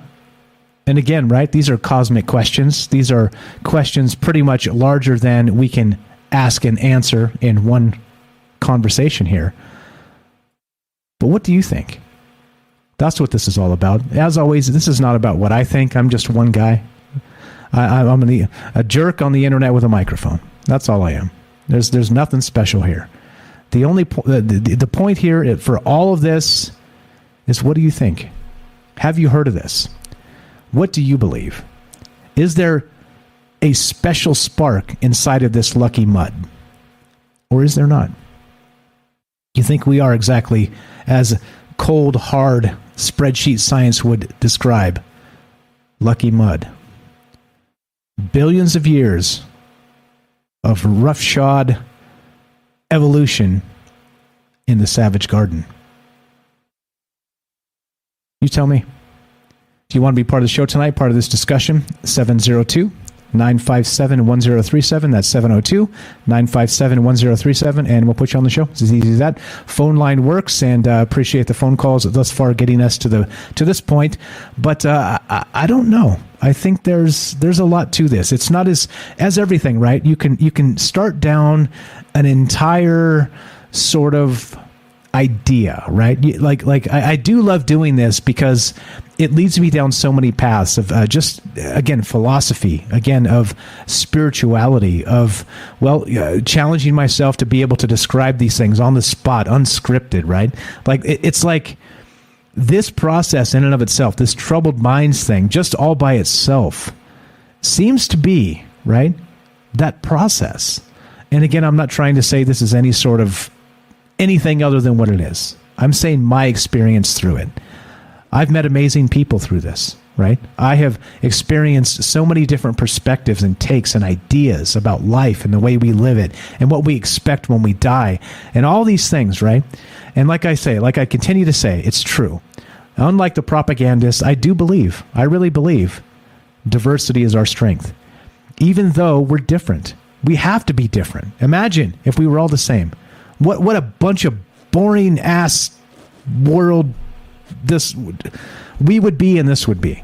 What a joke. What a waste of everybody's time. We have to be different. If we're not different, what do we have? Nothing at all, right? Nothing at all. And so that brings me to the point. If we have a cosmic consciousness, it is itself. And it's only itself. And without us, it cannot express variation. It cannot experience variation. And as such, we are more valuable than anything else to some actual form of cosmic consciousness. I don't know. More Walt Whitman, and we'll get to the rest of this in a sec. I don't know. So what are your thoughts here? Like I said, big thoughts. I love it. I love thinking about the universe in terms of abstracts, in terms of maybe the spark inside of humanity, thinking in terms of, what comes next? But then in terms of, right, this is the thing, right? People are so fear, like I said. People are so locked into this fear cycle. Thank you, mainstream media. Well, you can go screw yourself. Let's just say it like it is, right? Mainstream media with your fear constantly, right? And everybody's so obsessed with death. But again, you think of it in terms of, in the grand scheme, all the time that our energy spends here in this universe, we spend way more time dead than we do alive. But if there's a dead, there's also a before dead. What happens before you're born, right? Like, there's a whole lot that just makes me unafraid. Why? Our ancestors have been through this. When you walk into a room, you are not yourself. You are the culmination of thousands and thousands and thousands of your ancestors just to create you. That whole DNA memory, that whole standing on the shoulders of giants, it's you. Just rolling out of bed in the morning, it's you. And that's what this show's about. This show's about being unafraid. It's about looking up at the stars and not just beating your chest and howling at the moon, but considering our place in this world. What do you think? What do you think? Let's get back to this article. We'll get to some more Walt Whitman in a sec because the dude was amazing. But this back to the article of Richard M. Buck. All right, published in this study, Cosmic Consciousness, a study in the evolution of the human mind, all the way back in 1901. All right, 1901. Let's see, make sure everything's fine here. We're all good. I've been a bad talk show host, not checking all the things like I should. Okay, so the thing is this, right? As this continues, the main characteristics of obtaining this cosmic consciousness are described as this: joyfulness, a revelation of the meaning, purpose, and aliveness of the universe, a sense of immortality, a loss of fear or death, and an absence of the concept of sin. And that's an interesting thing too, the absence of the concept of sin. And I don't think it means it in like a demonic way or anything like that. I think in terms of, we're talking about enlightenment, I think it means in the sense of redemption. in that if you screw up, you deserve redemption. And I was saying this the other night on the Discord. If you haven't joined the Discord, troubledminds.org, click the Discord link. Come hang out. Come meet all the amazing people that have been part of this community. And I think that is the thing about sin. Is that, yeah, right? We're all human. And as part of that, we were born into sin, they say, right? That's how it goes. Because we are flesh and blood. We are sort of locked into these patterns that try to control us constantly. And so the fight is for us trying to control those patterns instead. Take control of that. But if you screw up, do you think you should be canceled? Do you think you should be deprived of your ability to eat? Or do you think you deserve a chance at redemption? And that's what this is all about. That's what these conversations are always all about. We have the right to be wrong. We have the right to discuss concepts larger than ourselves. And, damn it, we have the right to talk about things that other people don't want to talk about. It's simple, right? It's a simple concept, but it's also not. And that's what makes it beautiful. So here we go, back to this. Cosmic consciousness may feature an experience of being immersed in a flame or rose-colored cloud, or perhaps rather a sense that the mind is itself filled with such a cloud or haze. You tell me. Here we go. Interestingly, Buck's interest in cosmic consciousness was partly inspired by the poet Walt Whitman. Here we go. Initially by his poetry and then by his personal encounters with Whitman.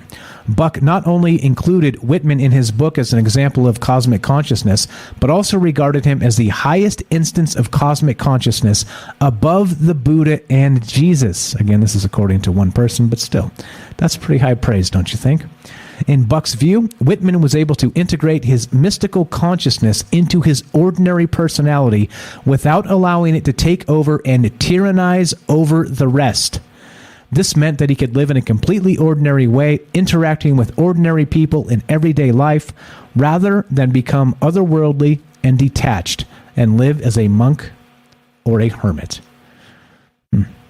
I don't know. We got a few minutes left if you guys want to give us your take on this. What do you think? What is this sense of this cosmic consciousness? Is this some sort of, I don't know, academic woo-woo where they're trying to just get some, I don't know, brownie points with Avi Loeb or something? Or do you think this is actually something worth considering? That we are not part of our own singular consciousness, but we're part of a larger, maybe cosmic consciousness, something known as the Overmind, according to Arthur C. Clarke. But then again, we'll get into the rest of this as we continue tonight. But what about the overlords? What about the individuals that are sort of shepherding consciousness back to that Overmind? Is that the Archons? What exactly does all this mean? I don't know. Again, like I said, answers are easy. Answers are so easy. You just give the answers, don't you? It's so easy. I think it's harder to kind of take abstract concepts and then follow them down wherever they lead you and get challenged by every question that comes up. I think that's far more interesting than some propagandist jerk just spitting answers at you. But anyway, that's me. That's me. Again, right? That's the beauty of just being able to be you. You be you, I'll be me, and that's that, right? That's that. And then I'm talking, you know who I'm talking to, all the folks out there that watch CNN and Fox News. Sorry, but ick. Okay, so anyway, so this gets pretty wild, right? Gets into, again, remember, so Buck gathered 36 examples. This is from a paper by Richard M. Buck back in 1901, all the way back in 1901, right? And he gathered a group of 36 samples of people he believed had attained cosmic consciousness, including historical figures such as the Buddha, Moses, Jesus, Dante, and the 18th century Swedish philosopher Emanuel Swedenborg. And, of course, a number of contemporaries, including he put Walt Whitman above Jesus and Buddha. Weird, no? Weird, no? I think that's weird. I think it's, again, it's high praise. It's have you ever met somebody like that, by the way? Somebody that sort of, just being in their presence was sort of like still water. That sort of really embodied this idea of this cosmic consciousness, and that they were entirely unafraid. It wasn't like, trying to be or aspiration to or any of that. It was just, as they say, right? Still water runs deep. that sort of situation. Have you ever met somebody like that, where they are just sort of otherworldly? It's almost like they don't belong here. It's weird. It's a weird thing. I have met people like that. I don't know if it's I don't know. Again, like, definitions are incredibly difficult because it's easy to define things. It's easy to make accusations, or maybe stem an entire human being down to a sentence. I have a hard time with that. Again, I'm verbose, obviously and clearly, but it's also because I think being succinct about complex ideas is hard. It's hard. It's like boiling down a person to a few words. It seems like sacrilege to me. Like, people are way more than that. Even though, right, they call them eulogies when people pass on. They put a few words on their gravestones, things like this. That's incredibly hard, because those people are way more than that. They have been, and they always will be. So I don't know. Just some musings from a weirdo on the internet on a Thursday night. So I don't know. In conclusion here, I'm not so sure about Walt Whitman being, Jesus-like, but he did seem to have some pretty fine intellect and instinct with a lot of these things that I was reading. Again, you can look at some of the quotes he talked about, read some of his poems. He seemed to be locked into something, right? Being able to sense the beauty in every moment, in everything. And I think maybe, there's something there. I think instead of being part of this, locked into this fear cycle of propaganda media and BS, that maybe it isn't like it seems. Maybe this is where we need to be, more like Walt Whitman, instead of, whatever religious figure you want to add to the mix here. But anyway, we're just about running out of time, so I'm not sure. Like I said, as always, I don't know the answers to these things. If I did, things would be so easy. You'd start the show, you read your list of answers, and then you're done, right? So not only is it way less fun, it's also, pretty arrogant. It's just pretty arrogant. Propagandist answers come easy, and to troubled minds, answers come hard. And I always call them the slippery fish. And so, as we finish, I leave the slippery fish to you. Happy Thursday night. This is the Troubled Minds weekend, so no Troubled Minds tomorrow. But as we finish, it goes a little something like this. Let's smash the button. Oops, that's the wrong button, but we'll roll with it. So, as we finish, there's no conclusions here. This is an open-ended, ongoing, non-linear conversation, and it's up to you. What do you think? Do you believe in this idea of a cosmic consciousness, or do you not? Do you think you're you, and singularly you, or something else entirely? Like I said, this is not the Church of Troubled Minds. You do you, I'll do me, but I'm you, you're me, together we're us. Thanks for hanging out. Thanks for listening to the musings of a weirdo on the internet. And we'll be back. We do Monday through Thursday, 7 p.m. Pacific. You can find us on Fringe FM. You can find us on all these other platforms. Speaking of Fringe FM, if you're listening to us on Fringe, stay tuned for Joe Roop Lighting the Void. If you're listening to us on any of those other platforms, including the podcast feed, stay tuned for a third hour of Troubled Minds. We're still taking phone calls. We're still taking your thoughts on this idea of this cosmic consciousness. What do you think? And as we finish, it goes a little something like this. Be sure, be strong, be true. Thank you for listening. From our Troubled Minds to yours, have a great night.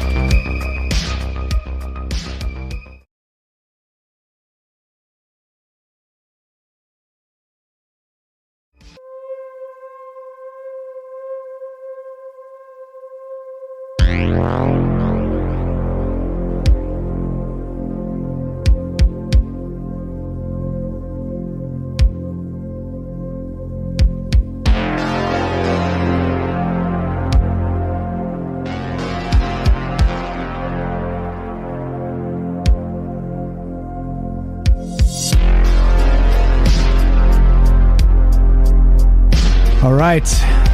Anybody interested? Knock, knock, knock. Anybody out there? Well, what's going on? There you go.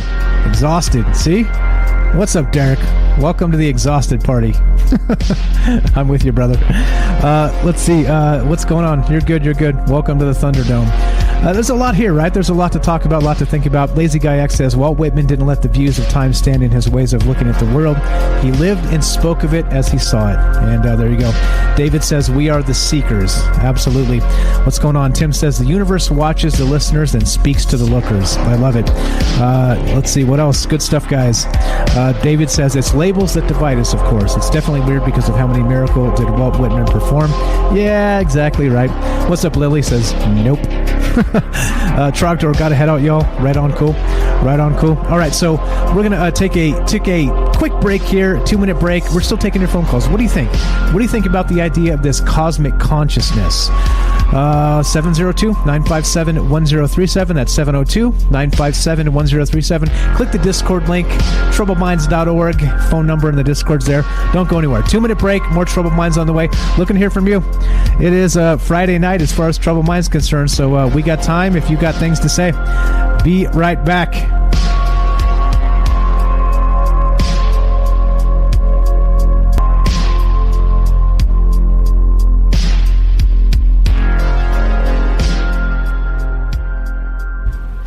Welcome back to Troubled Minds. I'm your host, Michael Strange, and we're just hanging out. We're talking with our friends, and I see you guys out there in the chat. Thanks for all the amazing chat. Thanks for hanging out and being part of this crazy conversation as usual, right? It wouldn't be Troubled Minds if we weren't having crazy conversations. And I don't know. I think that when you look in terms of maybe this larger version of a consciousness, the Overmind, right? It kind of, well, it's would you call it polarizing, maybe. And that again, right, like I said, it's kind of like the same thing with, like I said earlier, is that the idea of a simulation, living in a simulation, the simulation theory, my ego hates it, right?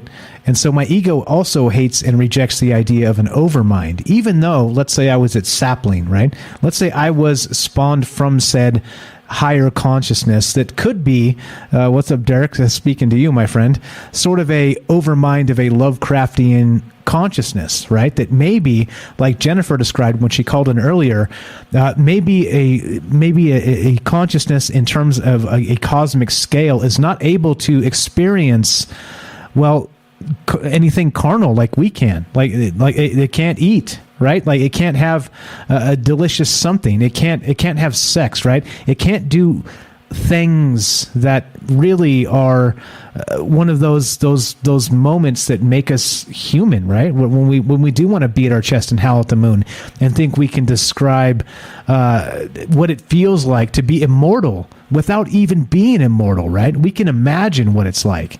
And so as a result of all of those things, I think that, I don't know, there's a lot to it. And like I said, if I am sort of a sapling, a seedling, whatever, of this maybe larger overmind, this galactic consciousness, or whatever you want to call the cosmic consciousness, well, Arthur C. Clarke said in his book, and again, some have said that he was sort of tapped into the future, sort of like Philip K. Dick, and that maybe Philip K. Dick thought he saw the Matrix in different forms. But what about this next step of, instead of the Matrix, maybe it's a true reality, and the consciousness that we experience is not for us, it's for the larger entity. And so, again, back to what Jennifer was talking about previously as well, the thing about the Arthur C. Clarke book is that it does remove the element of choice, in that the aliens showed up, the benevolent aliens, right? Which, again, it seems to come up from time to time in the UFO communities and the alien experiencers and things like this, right? Like, I don't know, like Bledsoe, right? That guy and his family. Like that dude says, he swears that the aliens aren't here to hurt us, right? All the experiences they've had seem to signify that that there's a larger something at play, and whatever's out there likes us, and they want to be part of this and not trick us into something else. There's nothing malevolent about the aliens, aliens themselves. But I don't know. What do you think? I think that's the weirdness of all this, is that clearly it's like when you're on a Ouija board, right? Like, let's say you contact something or somebody or whatever, and they tell you, hey, Mike, I'm your friend, right? Are you my friend? Yes, right? Do you want what's best for me? Yes. Well, surely a benevolent individual would tell you that, but so would the malevolent individual, wouldn't it? Because they wouldn't want to tip their hand and tell you, I'm the demon of Christmas past and I am here to take you down. They're not going to tell you that shit. The malevolent individual will play like they're the angel on your shoulder, and they're not. So I don't know. I think removing that choice, our own choice, and our own mistakes, I think it's an interesting concept, and pretty wild stuff. Pretty wild stuff. There you go. There you go. Derek's got it right. Would the giant psychic squid at the center of the galaxy count as an overmind, or are we talking consciousness itself? I think we're talking both. I think we're talking in all those terms. I think that's the weirdness. Robert over on Rockband says, now I want a Whitman sampler. I'll go out tomorrow and buy a box. Hell yeah, brother. Hell yeah, brother. Sorry again for your loss, man. It, like I said, it's an interesting thing, life, in that, and I'm not making light of this. I mean that, you know, the younger generation has it all figured out, right? And that's because people around them that they've known forever, mentors and friends and family, haven't started kicking the bucket yet. You know, once those things start to happen, things change. You start to see life a lot differently, right? And yeah, so once again, sorry for your loss, Robert. That's terrible. So let's see, what do we got? Anybody hopping in here? I got more to talk about, but just doing our thing. As you know, right? I threatened it earlier. If you're going to make me quit early, I'll quit early. I copy that, Derek. Go ahead and wake up, man. Grab yourself some coffee or whatever you got to do. But yeah, pretty crazy stuff here. I don't know. There's a lot to considering this, and I love it. I absolutely love it, because that's what this is about, right? So let's go back to some more of this. Let's go to some more Walt Whitman. Let's go to this. There's tons here. Here's another one. How about be curious, not judgmental, right? That's pretty good. That could be a fantastic t-shirt. How about this? This is another one from Walt Whitman. Every moment of light and dark is a miracle. There you go. How about this one? Stranger, if you passing meet me and desire to speak to me, why should you not speak to me? And why should I not speak to you? It sounds like a chill dude. It sounds like somebody that is unafraid. It sounds like somebody I would probably have liked. Of course, Walt Whitman has passed away. He was a poet, author a long time ago. But the thing is, right, do you think he belongs in the echelon of Buddha and Jesus as described by this study? Or do you think that level of maybe enlightenment can be achieved by mere mortals? You tell me. 702-957-1037. That's 702-957-1037. Troubleminds.org. Click the Discord link, and what do I got? What do I got here? Let's play this, because it seems like the phone lines are dead, and you guys are just kicking back and listening to me. Then I'm going to play this thing. Oh, shit, we got some calls. Holy shit, I'm sorry, guys. We've got calls. Let's go to... sorry about that. I'm not going to play some clips. I'm going to go to... I see you guys. All right, so we'll get to you. Let's go to Matt in California. Matt! No, sorry, wait. This is not Matt. Robert in Pennsylvania. Welcome to Troubled Minds, my friend. How are you tonight? I'm sitting here laughing. Are you? You're about to end the show because you're not getting the calls, and there's 3 people exactly calling here. And Derek about to call as well. Call me stupid. Just again, hey, there's only one of me. I don't have a board operator and a call screener, and I gotta think everything on the fly. And hey, man, it's easier. It looks easier on TV. Everything looks easier on TV. Thank you for calling, my friend. I'm sorry for your loss. Like I said, if only we had the frivolity of the younger generation and didn't have to experience loss. I'm sorry about the loss of your mentor. It's always a tough thing. Thank you for sharing that with us, and welcome to Troubled Minds. How are you, my friend? I'm fine.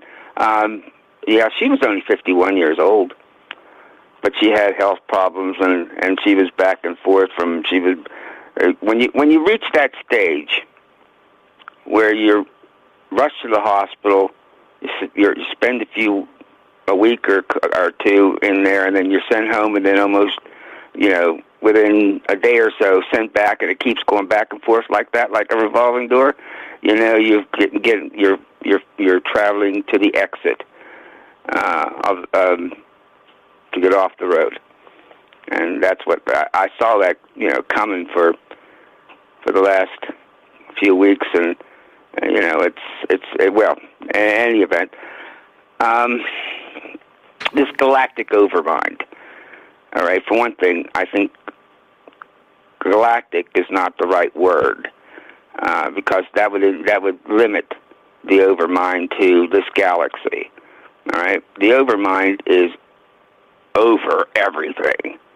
All right, and I've read this theory a long time ago, and it's a common theory that this thing that was just the only thing in the darkness there was nothing there, and it just kind of like rolling around in the darkness, kind of bored, and decided to blow himself up into like billions of souls.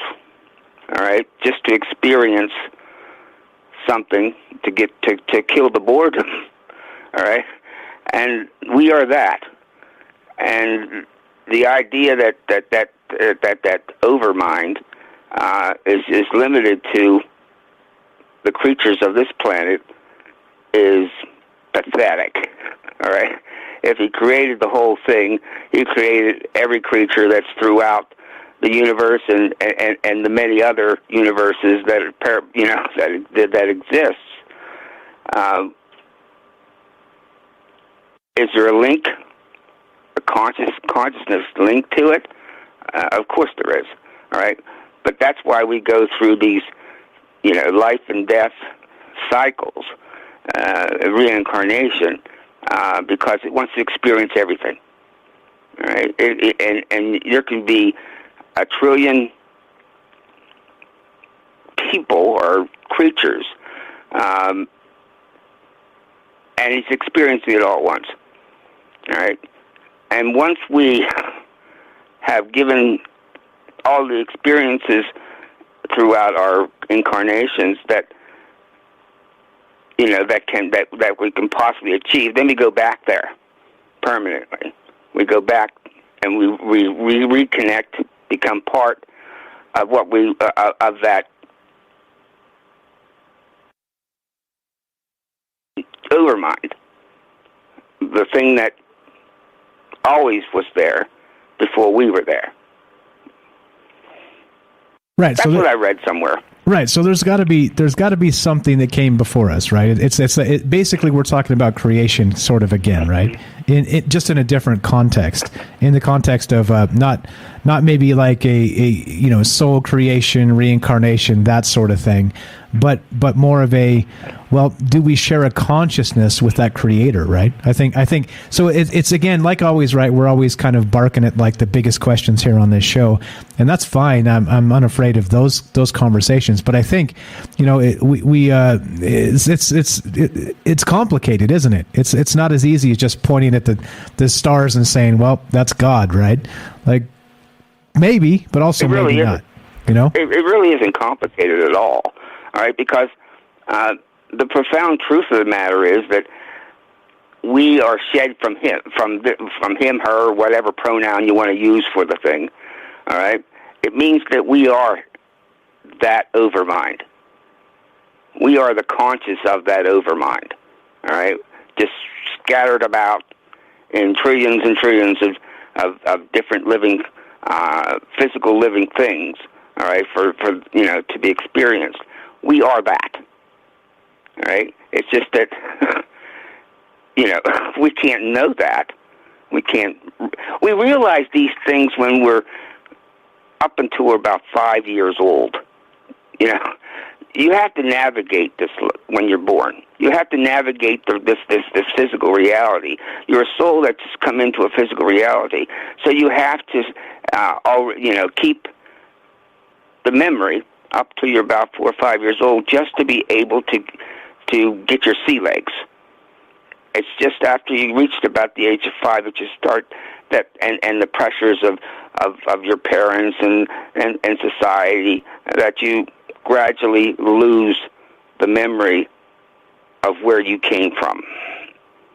When people die, they experience this enormous light, and they always say the same thing. It is pure love. Pure love, all right? It's something like you can't even put into words. It's not, we have love on this earth, but it's a million times more than whatever that is. Everybody says that. That's what they experience. And it's because you're coming back to the source. And, well, I'm probably going off on a tangent on this, but I just want to make a point that the Galactic Overmind, that Galactic that shouldn't be there. It should be simply the Overmind, over the Overlord or whatever, but Galactic limits it to this galaxy, and it's far, far more than that. Yeah, cosmic Overmind is the term. Cosmic consciousness. There you go. Yeah. There you go. Sure, and we all have it. And you've got 2 or 3 more people there on ready to call in and get to keep this show going. I saw get that. Off and let them have their turn. I saw that. Okay. Robert, you're the best. Thank you so much for kicking in when I asked for it. Thanks for all your enthusiasm. Thanks for all that you do for me, for Troubled Minds, for the community, for the group. God bless you and the family. Happy Friday. Happy Troubled Minds Friday. You're the best, my friend. We'll talk to you soon. And Happy New Year to you, Mike. Thank you, my friend. I hope this new year, I hope you prosper. Your prosperity just grows and grows and grows. Thank you. By the way, before you go, remember about 2.5 months ago or so, you had a prediction for Troubled Minds. Do you remember this? And we were talking about it, and you said something in the effect of, first you said, Troubled Minds is going to we're going to manifest this future, and Troubled Minds is going to have 5,000 followers on Rockfin by the end of the year. And then you went, wait, 2,000 followers by the end of the year, because we were at like 600 or something at the point, right?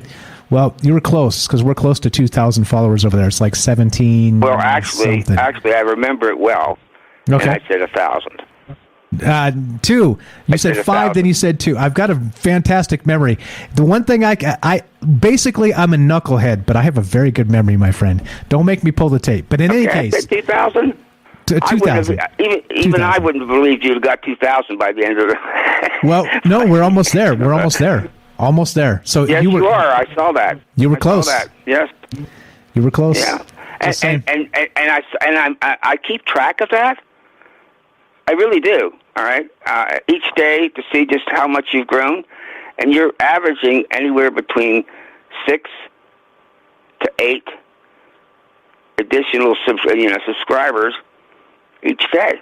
Just on Rockfin. If that continues to hold, imagine what you're going to have by the end of this year. Yeah. It's not even, that's not talking the podcast feed, that's not talking YouTube, that's not talking DLive, that's not talking Twitter, that's not talking the radio. None of that. That's just that. Dude, it's booming. So thank you so much again. And you know why? Why is that? You know why? Let me tell you why. Let's go ahead. It's because you're not doing a generic podcast. All right, you're picking these unusual topics, all right, that still stay within the frame of the psychic, all right, but you're picking these unusual questions, these unusual topics that nobody else is doing. And that's bringing people, people, word of mouth, whatever, it's bringing people here. I like it. Well, this is the stuff that interests me. I'm listening. Yeah, this is the stuff that interests me. Well, it's just that you're not a formula. All right? You're not, all UFOs, all men in black, all ghosts. All right. I haven't seen a generic topics that you've broadcast in a long time. All right, you in the beginning you were doing a lot of the abominable snowman and UFOs and stuff, but you've cornered this. You decided you're going to go and you're going to talk about things that nobody else talks about. Everybody talks about UFOs. Everybody talks about the Yeti. Everybody talks about those types of things. But almost every topic is different from any of those others, and I find that fascinating. All right, that's so probably why you got so many listeners, and it's growing so fast. I'm going to get off the air because you got some other callers. But God bless you, Mike. Talk to you later. You too, brother. Have a great night. That's Robert Aren, and you can find his book. He's an author. He writes. He's got a book called "Stories from a Fractured Mind," and he just said his mentor passed away recently, like you just described, and a writing mentor. So do check out his book if you're interested. If you're looking for something to read and you just don't know, like I said, I've got through most of it myself, and it's pretty good. I think he does a pretty good Rod Serling meets Philip K. Dick-ish sort of thing. It's pretty good stuff. Short stories, and it's amazing. All right, so we got more calls. Hang tight, guys. I see you there. I see Night Stalker. We're going to go to him shortly after Matt. Then Rohan's next after that. So we got ask and you shall receive. Rohan said it in the thing in the chat. He's like, see what you get. Here's what you get, Mike. Don't test us. Everybody jumps in. Let's go to Matt in California. Welcome to the show, my friend. How are you? What's going on, my man? Good, Mike. Yeah, great show tonight. Thank you. Go right ahead. What are your thoughts on this cosmic consciousness? Yeah, lots of good stuff. I'll talk about that. But I want to talk about in consciousness. I want to talk about reality maps.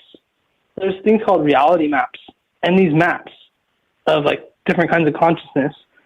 And the thing is, they're just maps. That's what they are. They're not absolutes. They're not 100%. They're just maps for you to try to figure your way out to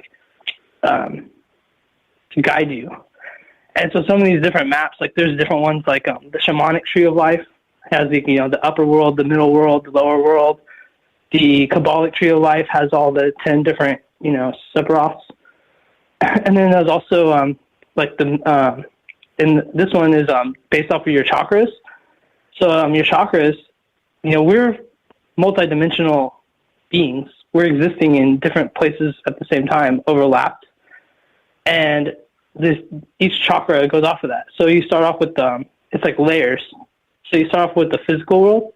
So the physical is everything we see, everything we are part of. Then it goes out of that. It goes to the etheric, the astral, which is your astral body, the emotional, which is your emotions, your emotional body, the mental, the psychic, and the divine. So those are 7 different layers of yourself existing. That means there's 7 different consciousness of yourself existing. And so where I'm going with it is, and talking about as above, so below. So if I can create I have my consciousness. If I can dream, that's me dreaming on the astral level, which also means that my astral body can dream or create another reality inside itself. So it's going down the microism, as above, so below. And then that also means that it can go up. So that means that we're in this reality, that there could be a consciousness creating all of us. And that also means that consciousness is in a reality, that there's a bigger consciousness than that creating that. You see where I'm going? Yeah, right. But how big does that cycle go? Like right? As above, so below, right? So the fractal's high, the fractal's low. Well, as above, so below. so how big does it get, right? At some point, there's got to be like a source, right? Yeah, like a loop. I don't know. It could be infinite. Interesting. So maybe there isn't a source. Maybe the source is ourselves looped back through that infinite cycle.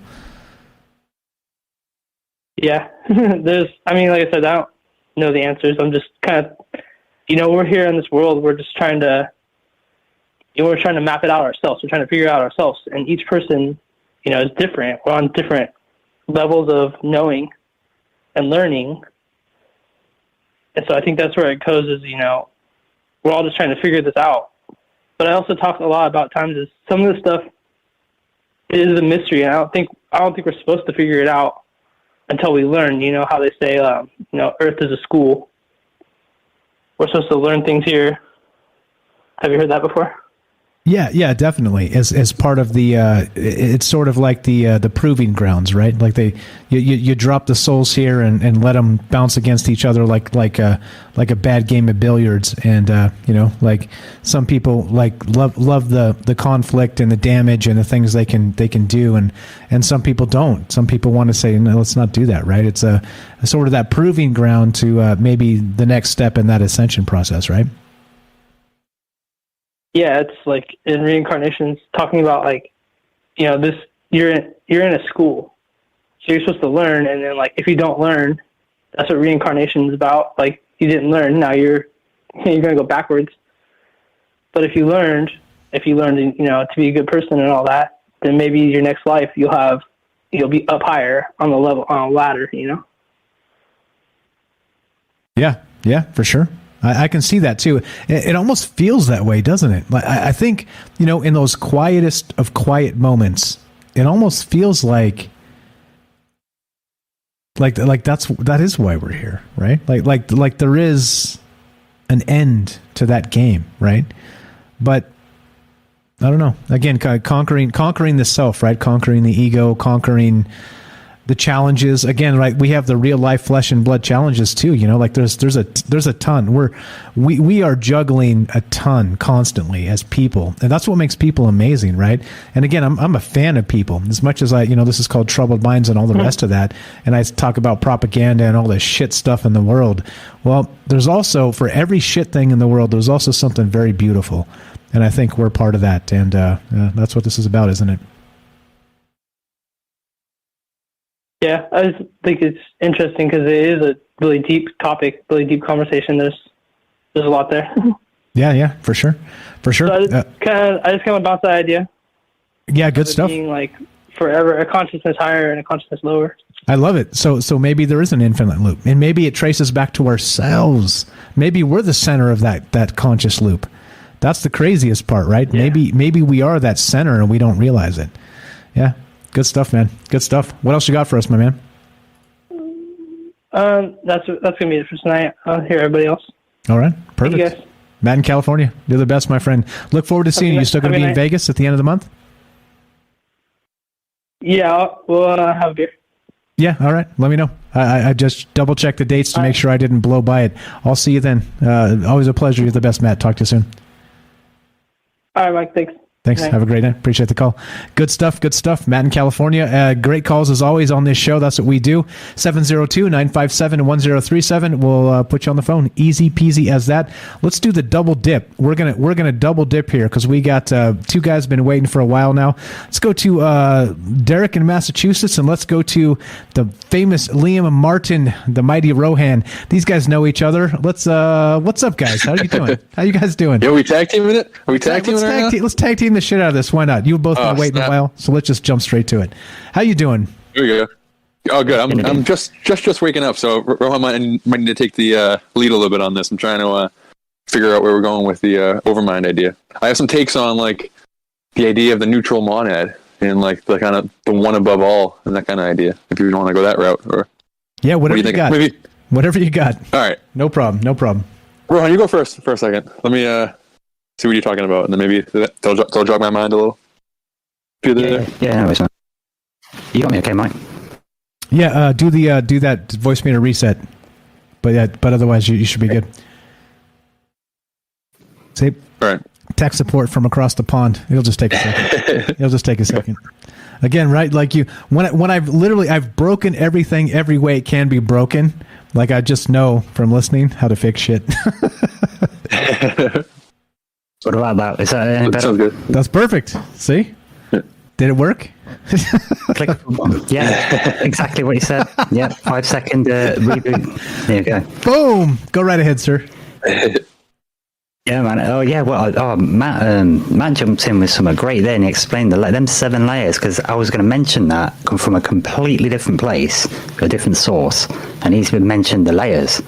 So that was really good. So the 7 layers, I really liked that. That's where the lucky number 7 comes from, and I got that from the original Billy Meyer contact notes. Randolph Winters went and lived with him for a bit, and really did a good study before they started up, and it kind of started looking like a cult. But yeah, those Pleiadians or Pleiadians, whatever, supposed to be from another universe. They said there's 7 layers to it, and this takes us. Well, actually, it goes back to what Robert was saying as well. Saying it's galactic or even cosmic, that's not enough. It's far beyond that. Because they were talking that, this goes beyond Doctor Strange and the multiverse, man. So, hold on. Because they were saying that this universe is a creational universe, right? And we all heard that, we're creational, okay, co-creators. And they're saying creational universes are actually created by a completely different type of universe. You got that called an OR universe, UR, okay, an OR universe. And they pump out creational universes. So we've got the multiverses could just be creational universes, right? But then you've got these other universes, maybe it's just one, this pumps them out, or many, this pumps out all these creational universes. So you've got an OR universe, but then where do they come from? Well, the aliens say they come from a third type of universe called a central universe, and nobody really knows what it is.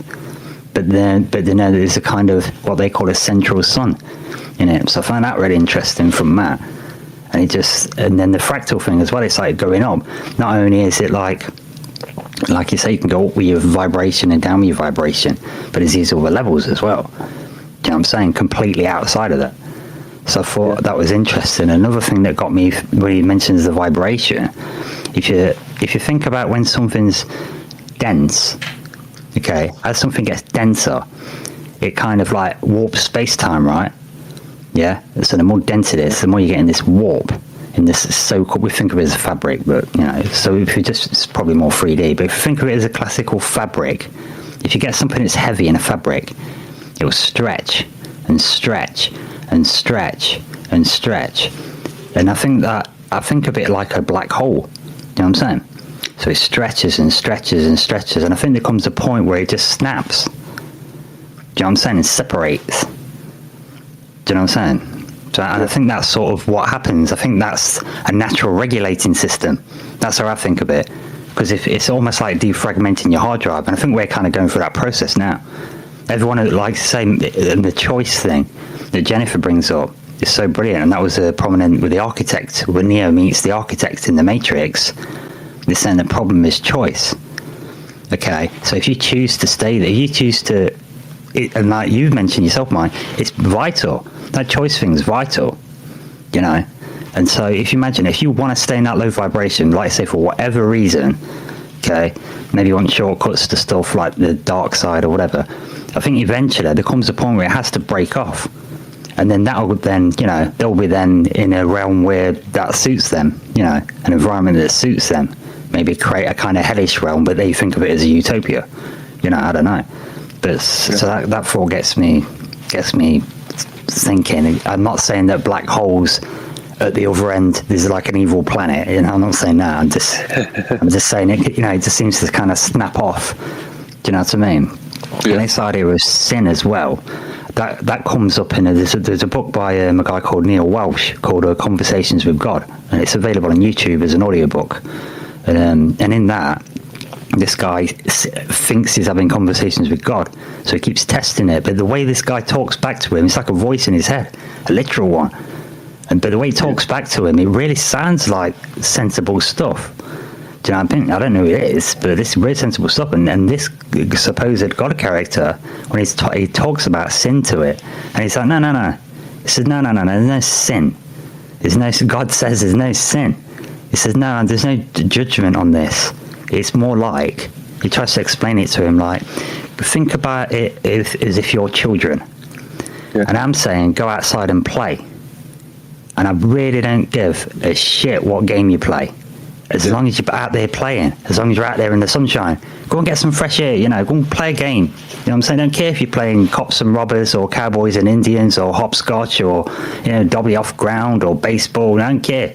As long as you're participating, right? As long as you're taking part. Yeah, and I think ultimately that's what it's for. And you mentioned, Mike, that it needs us. So it circles back around to you. You said that it seems to need us. Okay, and I think it does, because there's this quote that comes from somewhere that it says we exist to prevent God going mad through loneliness and boredom. Yeah, right. Yeah. Like Jennifer was saying too, it's like you can't have both at the same time. You can't have that sort of that cosmic ascension and be at one with that source, whatever the source is, whatever this cosmic consciousness we're talking about is. It can't experience the universe through the carnal, right, flesh and blood, these meat puppet hands, and again eating something delicious and having a beautiful day in the sun, and like experiencing spring for the first time and having sex and all these things. It can't do those things because it's not us. It's not the meat puppets. As deficient as the meat puppet may be, it's also divine in the sense that we can do all those things. It seems like that may be the case, right? I think it might be like the. No, go ahead. Like we might be just like a tendril of whatever the source is. Like that's my favorite idea for what an overmind might be. What like the one above all as like the neutral monad.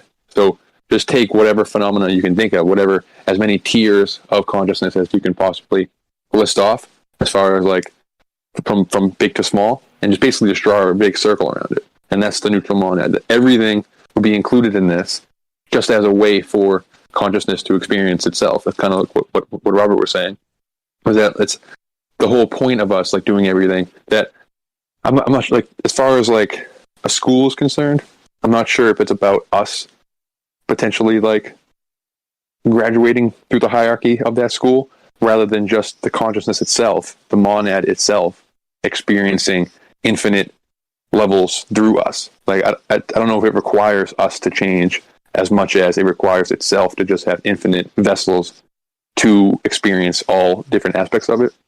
So if there is any like growth from our perspective, it's more complexity growth. But in reality, all events have happened at one point anyway. So basically, it's just this overmind navigating the shape of itself, like navigating itself, and we just see it as like a complexity increasing. Like I think you're going to talk about this part, Rohan, about how McKenna thinks that the singularity or whatever, this moment that is we're all going to, he calls like the transcendental moment at the end of time. This point where infinite complexity meets perfect harmony. It's like where it gets a vantage point of the whole shape, kind of where it experiences everything, and that's kind of like the completion of whatever this is, So like underneath that, within that, that's why I asked the question about where does this giant squid overmind, like this galactic squid, where does it fall in what we're talking about tonight? Because under this neutral monad, there's infinite tiers. So like the Abrahamic God would be like that's one tier. That's the demiurge. If you believe in Gnosticism, that's the overmind of this one particular realm that we're in right now. If that's what you subscribe to. But above that, there might be another God form or something like that that's navigating or that's controlling whatever realm this demiurge built his realm in, and it keep going out and out and out, honestly, for as far as you want to try to stretch your mind, because all is allowed in this, and then just basically draw a circle around it, and that's the monad, and it's just all included in the all, the trippy idea, but it allows for everything and takes away judgment from it, because it wants good stuff and it wants bad stuff. It wants infinite stuff. Everything you can possibly think of would be in line for the experience. Does that fit with tonight's show, or is that just nonsense talk? No, that's right in the vein. That's the whole point, right? Yeah. It's like it's multiple levels of consciousness, and again, so many people with so many great takes tonight, as always, right? Like kind of blowing up the brain in 22 different directions.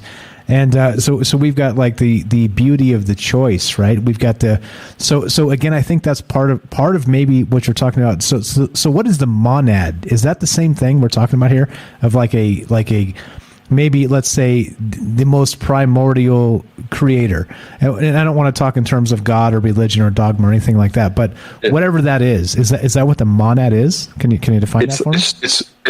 It's everything. It's like, so it's if you use that Pink Floyd Dark Side of the Moon record label, it's the white light, and then we're each individual prism, each experiencer, each like vessel that is like experiencing the universe experiencing the monad, that white light is the triangle, and then our experience, our reality would be like the rainbow that shoots up from us. So essentially, it's when they talk about how like the universe looks like a neuron firing, it's like the same. That's kind of what the neurons would be, the monad's neurons. It's the totality of everything.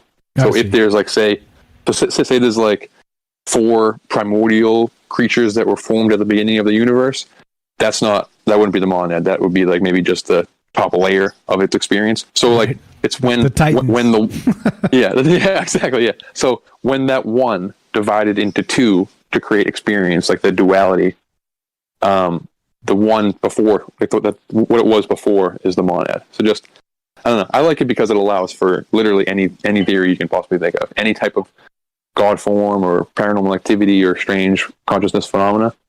It's all allowed. You know, it doesn't exclude any type of theory, which makes it close to my heart. You know, I'm here for unifying all the weird together. Yeah, exactly. Okay. Bring me all the weird and bring it now. Exactly. Yeah. Bring it now. Weird. Feed me weird. Exactly. Give me the weird. Got your weird right here. Exactly. See, there you go. There's the inside joke. If you guys haven't joined the Discord to kick it afterward, there's your inside joke. I got your weird right here. We also got Kelly in Colorado. Let's get him into the mix. What's up, Kelly? Yeah, Kelly. You're here with Mike, Derek, the Night Stalker, and the mighty Rohan. What's up, my brother? How are you? Good evening, fellas. How you all doing? Okay, sir. What's happening, brother? Go right ahead. What do you think, man? What about this monad and all the rest of this? Like we got all kinds of stuff. We got this the power of choice. We talked about sin tonight. We talked about Matt and the high and the low, and maybe it's a cyclical thing, and we're maybe the center of this. Who knows, bro? What's your take? All right. He's like, everybody settle in. Get it, brother, get it. This one hurts this makes me, you know, this is where you get to have these deep thoughts, right? So I like, 1 second, I'm ready to die after plug it. Okay, stay close to the mic, please. That's the only time you cut out. Just get close and get in there, snuggle in, man. Touch that to your lips. Okay, tasty. So I like what he's done so far, but for consciousness, I have I don't know, there's 2 different things I go with that, with like the whole cosmos, right? So scientists believe that like everything, there's theories of the whole cosmos is alive, right? So the whole expansion, retraction, and things like that's like breathing, right? So, you know, and everything's like, you know, it cleans up itself. It has black holes, you know, it like you know, it's like, so that black holes could be like a, it could be like a, like, say, people say that you go to different universes or different parts, like for a reincarnation, perhaps, right? So if you're doing that, black holes are the vacuums to say, all right, this part of the universe needs to be cleaned up. You know, it failed. You know, it failed to complete its task, or maybe it did complete its task. You know, and then it starts over into another parallel universe or a different universe, right? So if that's the whole thing, and some people believe, you know, there's some theories that it's a computer system, right? Maybe the thing that everybody or every creature, it seems like, or like, you know, let's say, you know, different civilizations that, you know, come and go here, right?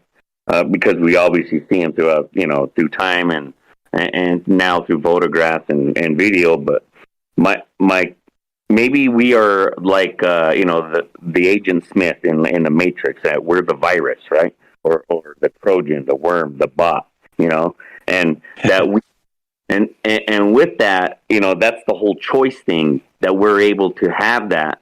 And, you know, instead of being part of the computer system, we're the glitch, you know, that we're the ones that have that choice, right? We can do, you know, we can have it either, you know, bad or good, but most people are looking for the light, because that's what, you know, that's the love that you know, that everybody searches for. You know, you've heard in different religions here on this planet. You know, let's if you really think about how this, you know, how, you know, the whole question, right, of who we are, you know, all that shit. But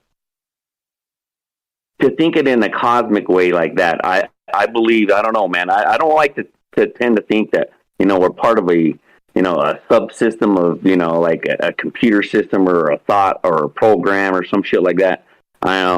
Because, you know, that's what, I don't know, like the whole choice thing. Maybe that's the whole thing that everybody else is after, that, you know, trying to obtain themselves. Yeah. That's cool. Yeah. Like when it comes to choice and like our freedom of choice, I kind of like too. I bump up against that too. I don't like the idea of my choices are my own and my free will is my own. But under the paradigm of infinite choice, like infinite possible realities, then there's like a trajectory, kind of like a way that you're kind of navigating your potential events. But with infinite possibilities, then you have free will. You can choose any of these realities to experience, you know? So like kind of destiny might be like your karma, might be your trajectory, how you're like sliding down the hill of the cosmos, kind of just for a visual. But you have free choice by able to choose any type of infinite possible realities. And maybe like deja vu, or these like synchronistic feelings you get, is when you're aligning to something more positive, like this, like that loving awareness that Robert was calling about earlier, like Ram Dass and Bhakti Yoga and stuff. They believe that the source is called, like they call it loving awareness, and that like that's what you get into when you get into these like meditative states. You get closer to the source, you know. But under monism, it's just like a primal force, honestly, and like the one more neutral. Yeah, that makes sense. Rohan, anything on that? You know. Well, yeah. We could carry on. I'm stuck in black. I'm in a black hole at the minute. I'm thinking about black holes just so you gentlemen know, you guys are welcome as long as you like, and we got plenty of time. It's Friday night for me because No Trouble Minds tomorrow, so we'll go as long as we need. So just to let you know, if you're trying to hem for brevity, carry on, my wayward sons. Go right ahead. Okay, so yeah, black holes. Okay.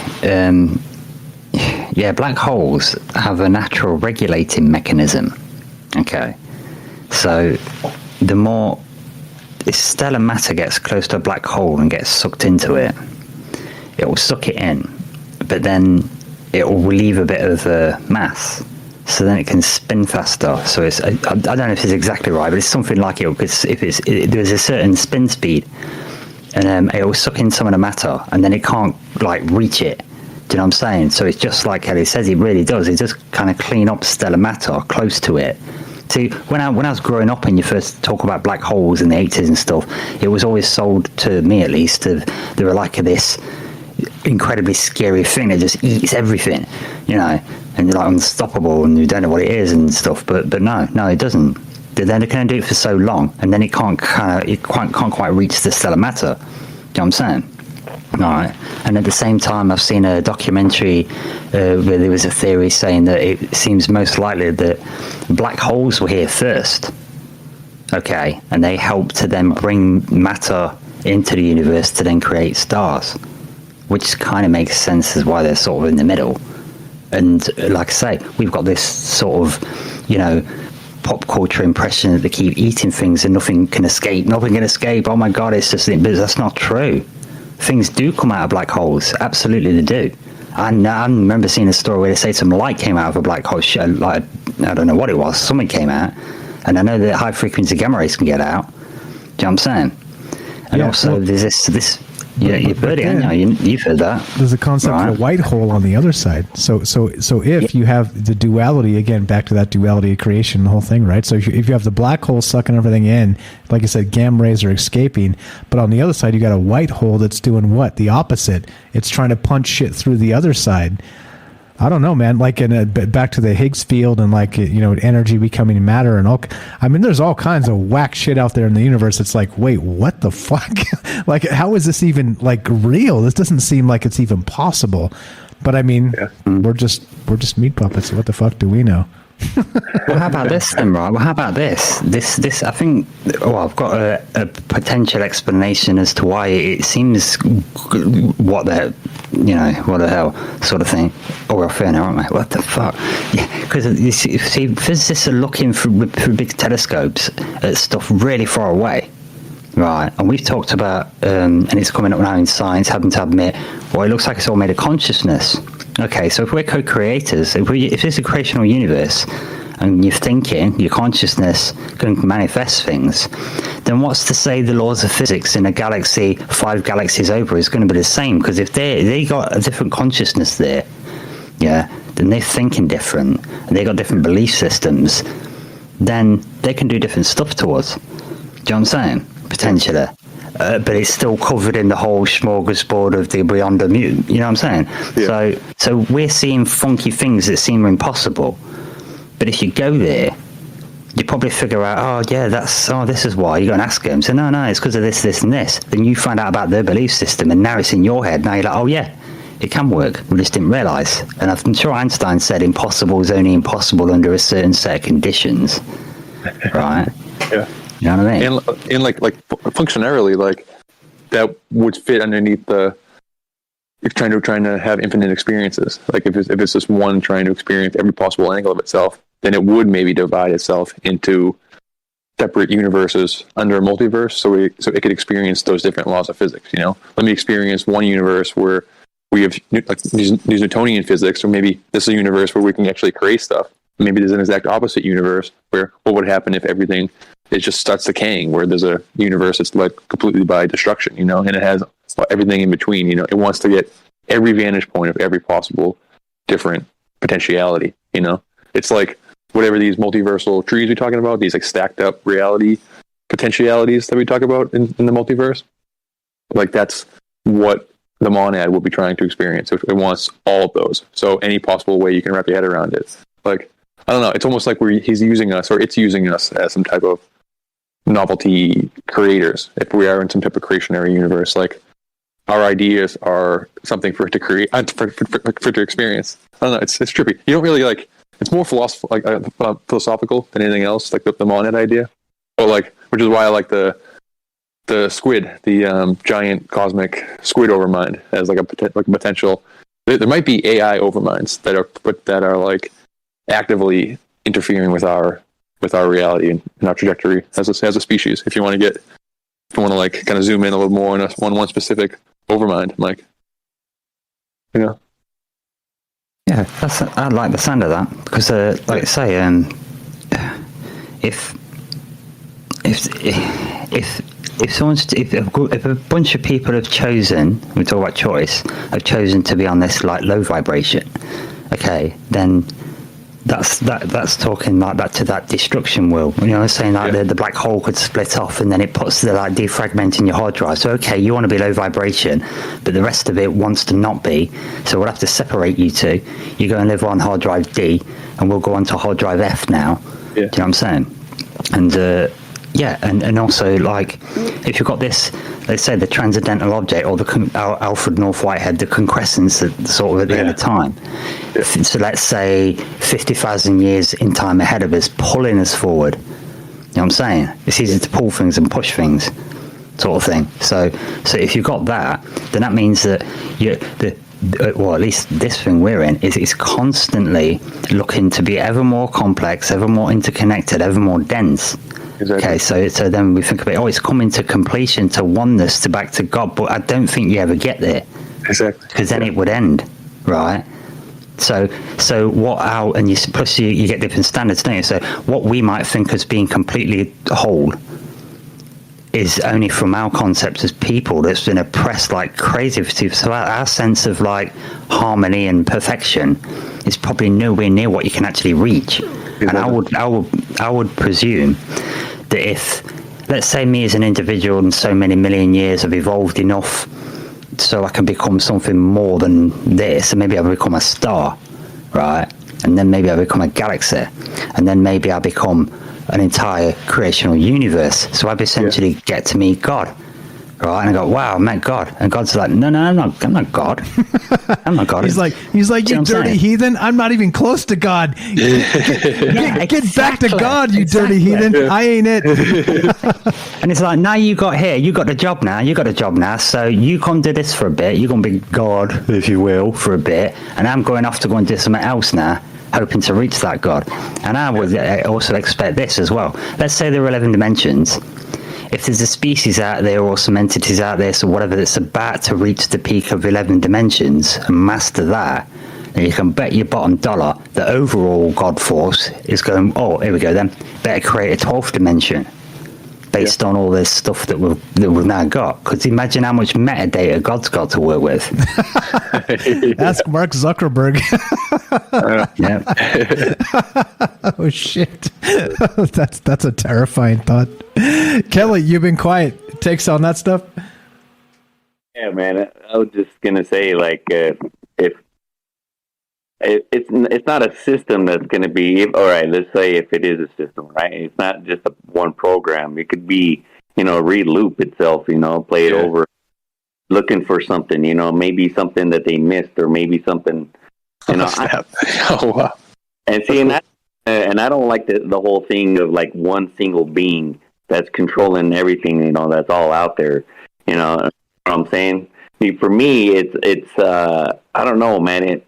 There's no control with the monad, though. Like the monad, it's neutral. It's neutral monism. So there's no. It doesn't, anything that's like guiding us in any type of direction would not be the monad. That would be some type of God form or something like that beneath it. The monad is just the totality. So it allows for, it has no impact on your life at all. Like it's not what's guiding, like any type of destiny or any type of like, I don't know, higher power that you think is guiding you would not be considered the monad. It would be just a God form, a lower tier, I guess. Not in a bad way, but just the Titans. Back to the Titans. The Titans, yeah. Or even to take it to the Galactic Squid Overmind. Like, what if there is some type of AI that just in a way we can picture it, like just as with time included, that is trying to like spread across and could like populate the entire universe. We've talked about how maybe it would send out these like panspermic waves. But as these things are like popping up, new life is popping up on closer disks, closer areas to where the life actually starts to spread out. They would form faster, so they would be like more advanced than we are, and maybe their function would be some type of like intermediary or like intervener, like maybe everything that we're coming in contact with, like different levels of alien life, different levels of consciousness, are all just like higher along on whatever this cosmic scale is, but still trying to like work to create this complexity that you were talking about, Rohan, with like transcendental object at the end of time. That like the Overmind might be trying to like coax us into, or not, like, I don't know. I'm rambling. Sorry. It's a tough idea to wrap your head around. It's tough to talk about. Sorry. You're good, man. Listen, this is the thing, right? I was actually talking to my wife last night. She was listening to you on the Ryan Gable show last night. We were both listening. Oh, was she? Yeah. And she's like, why does he do that? I'm gonna do what? She's like, say he's rambling. She's like, him rambling, like he thinks he's rambling is like brilliant. We're like, just keep talking, bro. Like we're hanging on every word, and you're like, why am I rambling? We're like, no, don't stop, don't stop. On a TED Talk, wouldn't you, Derek? She said that to me. I was like, and I told her, I said, he gets nervous, and it's okay, right? It's okay. Yeah, it's all good. But just to let you know, right? That's from like, my wife doesn't listen to me because she has to listen to me most of the time, right? But she was listening because she knows Ryan Gable. She's listened to Ryan Gable for a long time with me. And then she knows you, and she was like, why does he do that? I'm just telling you. Thank you. I appreciate it, Mr. Strange. I get afraid I'm tossing out too much word salad sometimes. I just get afraid that I'm getting lost in the sauce. Have you fucking heard me? Jesus, man. My word salad sometimes is so deep I can't get out of it. It's all I appreciate it. I appreciate it. Thank you, Mr. Strange. Yeah, well, there you go. I'll let her know you said it. But yeah, I mean, like I said, she doesn't listen to me, so she's not listening right now. but okay. Yeah, just you're fine, man. You're literally just if you got a thought, just roll with it, bro. You're brilliant, and we love listening. Absolutely, 100%. Takes on that, boy. Go ahead, Kelly. I cut you off, Kelly. Kelly. No, I was just listening to you guys. I was just thinking, 'cause that's the way I get too, man. Like, I'll get on a conversation, but in my head, I'm going in 3 different directions. Yeah, you know what I'm saying? Kind of like that's where I feel like I'm rambling because I'll be in one story and then there's something that connects to that story, and I'll start going off that direction, and it's like I have to stop myself. You know what I mean? Or I'd be. Then that would take. It wouldn't even take enough to even have. I mean, we could probably sit here and go on for hours, man. Yeah. What, do you know this show? Come on, Kelly. Well, there's one other Overmind that, like, if you just say the word Overmind, my first thought is like from the sci-fi that I've read. There's the Overmind in a like a hive mind, like an Overmind in the Marvel universe. I think they call it Overmind. Is the Kree Overmind? They've collected the entire knowledge of all their smartest people, and they use it to like govern their planet, and it spreads out and it like takes over. It wants to take over the galaxy, and it becomes the Overmind of the galaxy. It keeps trying to spread out because it wants to become like the grand Overmind of the entire cosmos.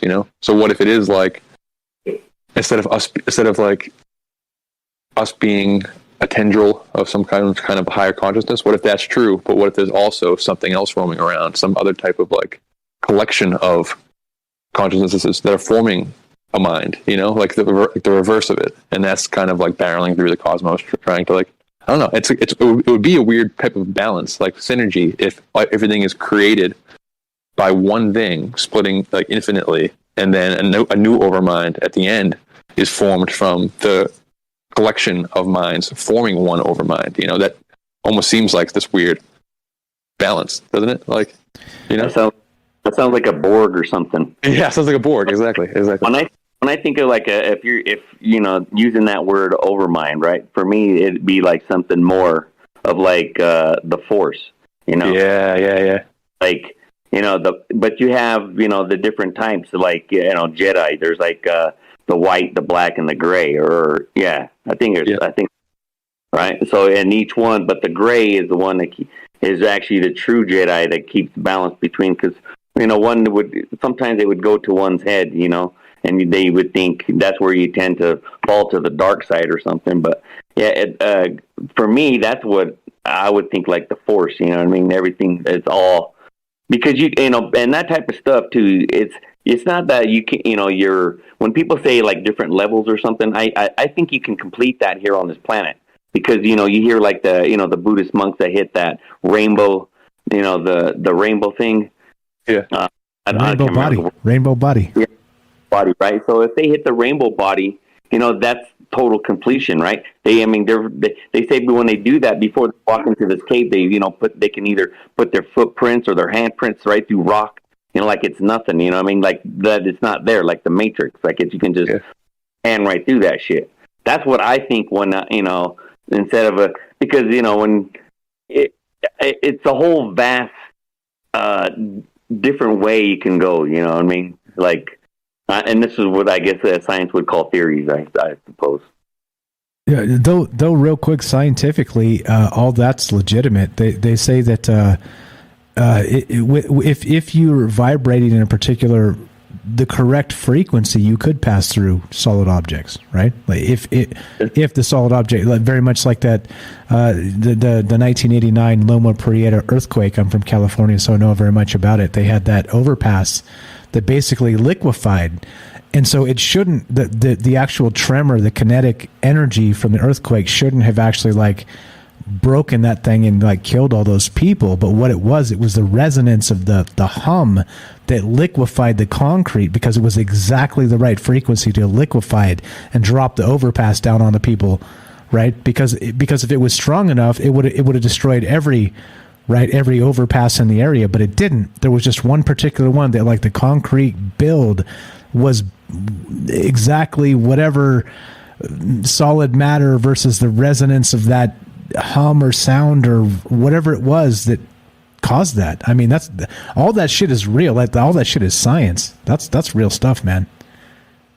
Oh yeah. That's like what you could say, if you're going towards what Tesla would done, or even like the ancient Egyptians.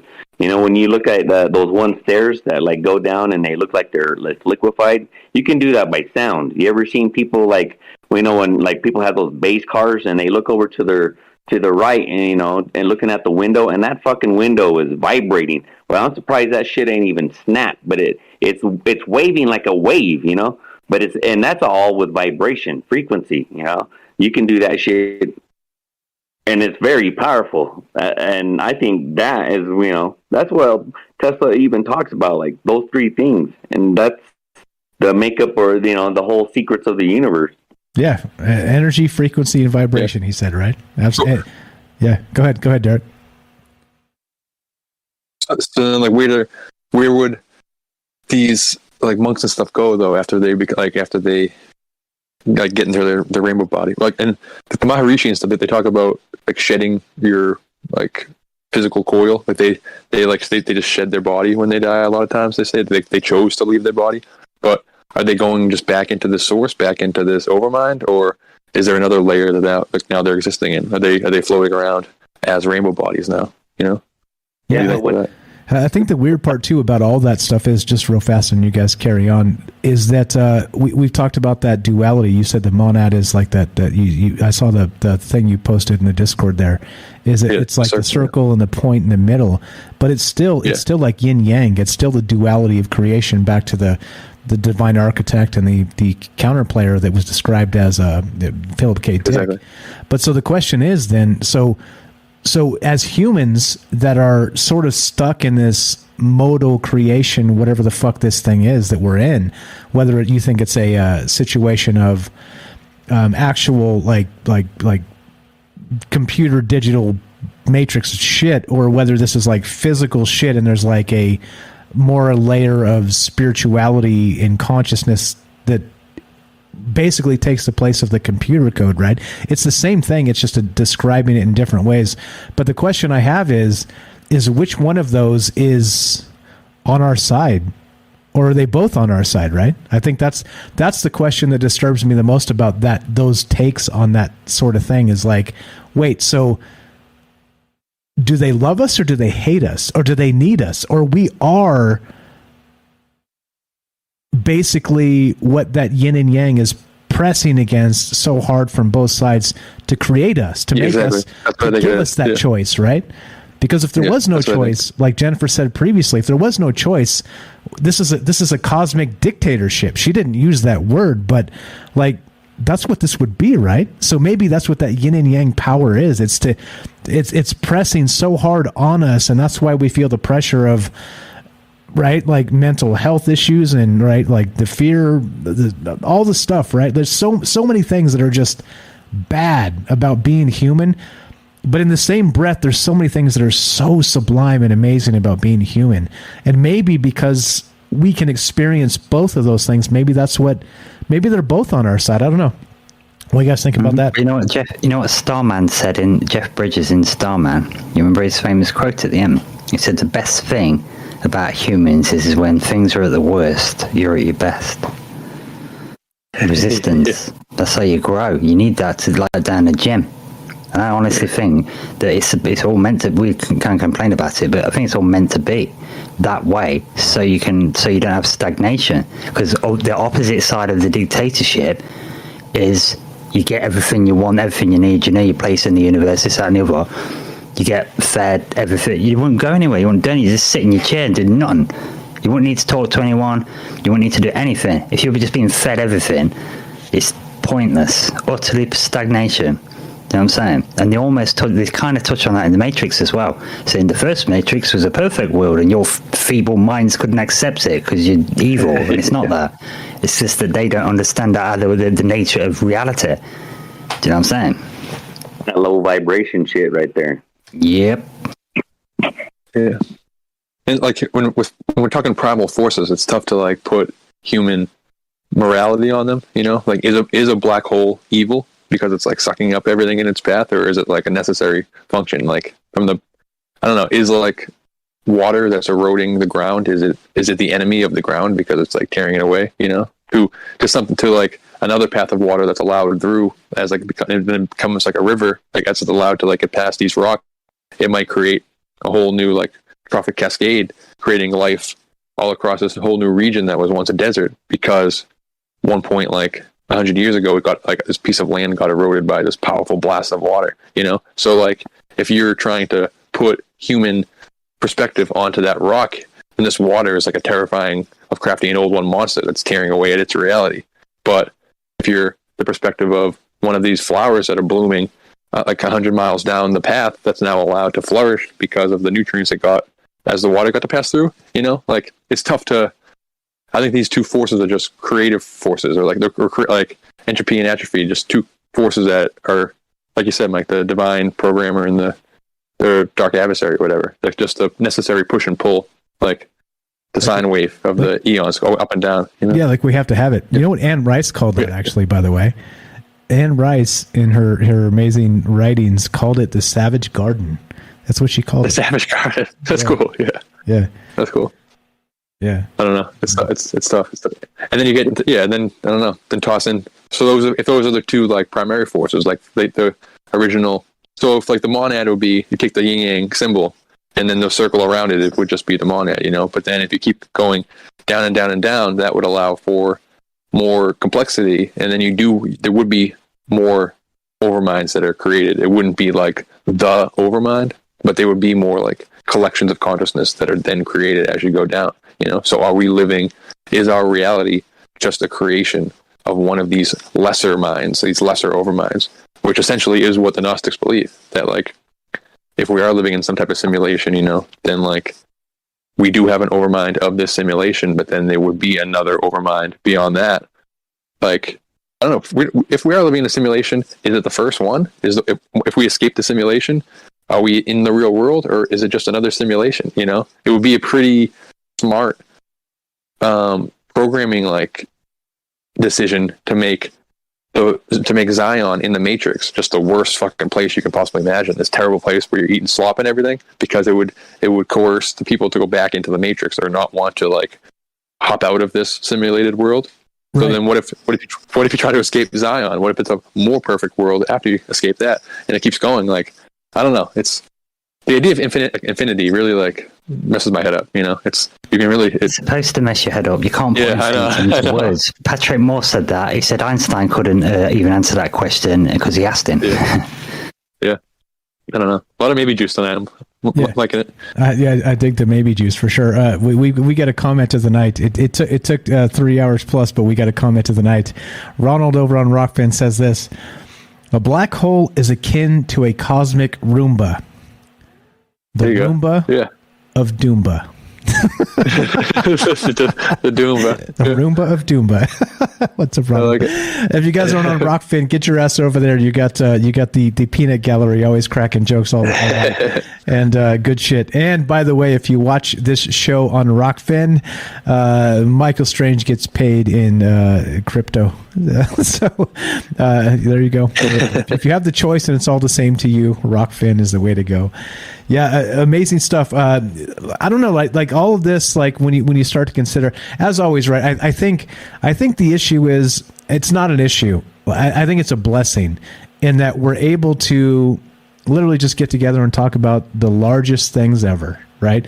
Literally, and I think the crazy part is so basically, Rohan, you just said that if the concept is too big, infinity is supposed to baffle us. So even though we can consider, like, we can consider multiple matrices, we can consider dream states, astral travel, astral projection, we can consider remote viewing, we can consider all of this, right? Like the multiverse, we can consider like all these worlds within worlds on top of worlds on top of worlds, the micro, the macro, in infinite directions. You're telling me infinity is supposed to baffle the human mind? I'm not confused yet. Well, at least I'll. This is how you put it into words, isn't it? Because we're sort of not there, you know. Right. But I think that's the thing. But I think that's also part of the system. Because what does that do? What does that do to us? It gets you wondering about it. It gets us talking. It gets us making podcasts. Curiosity. It's a driving force. You see. Yeah. What about this then, guys? What about this? Somebody mentioned how maybe our consciousness is it might have been hydro hose actually. Maybe it is like person to person, like internet connection. Okay, maybe we'll have to be connected like on the same server, so the bit rate is high because we're all being used as little mini servers. Okay, and then you look at the Michelangelo painting the creation of Adam. Well, God's throne, or the background behind him, is his human brain, exactly the same shape. Okay, right. So then we say, God resides in you. Well, what about if we're doing that then? And we're talking about this overarching overlord squid kind of thing that you mentioned a few times, Night Stalker. Well, that means that the old ones live inside our heads, right? Yes. There's like I just came across. I don't have it in front of me. I just came across a quote like that. That they call them like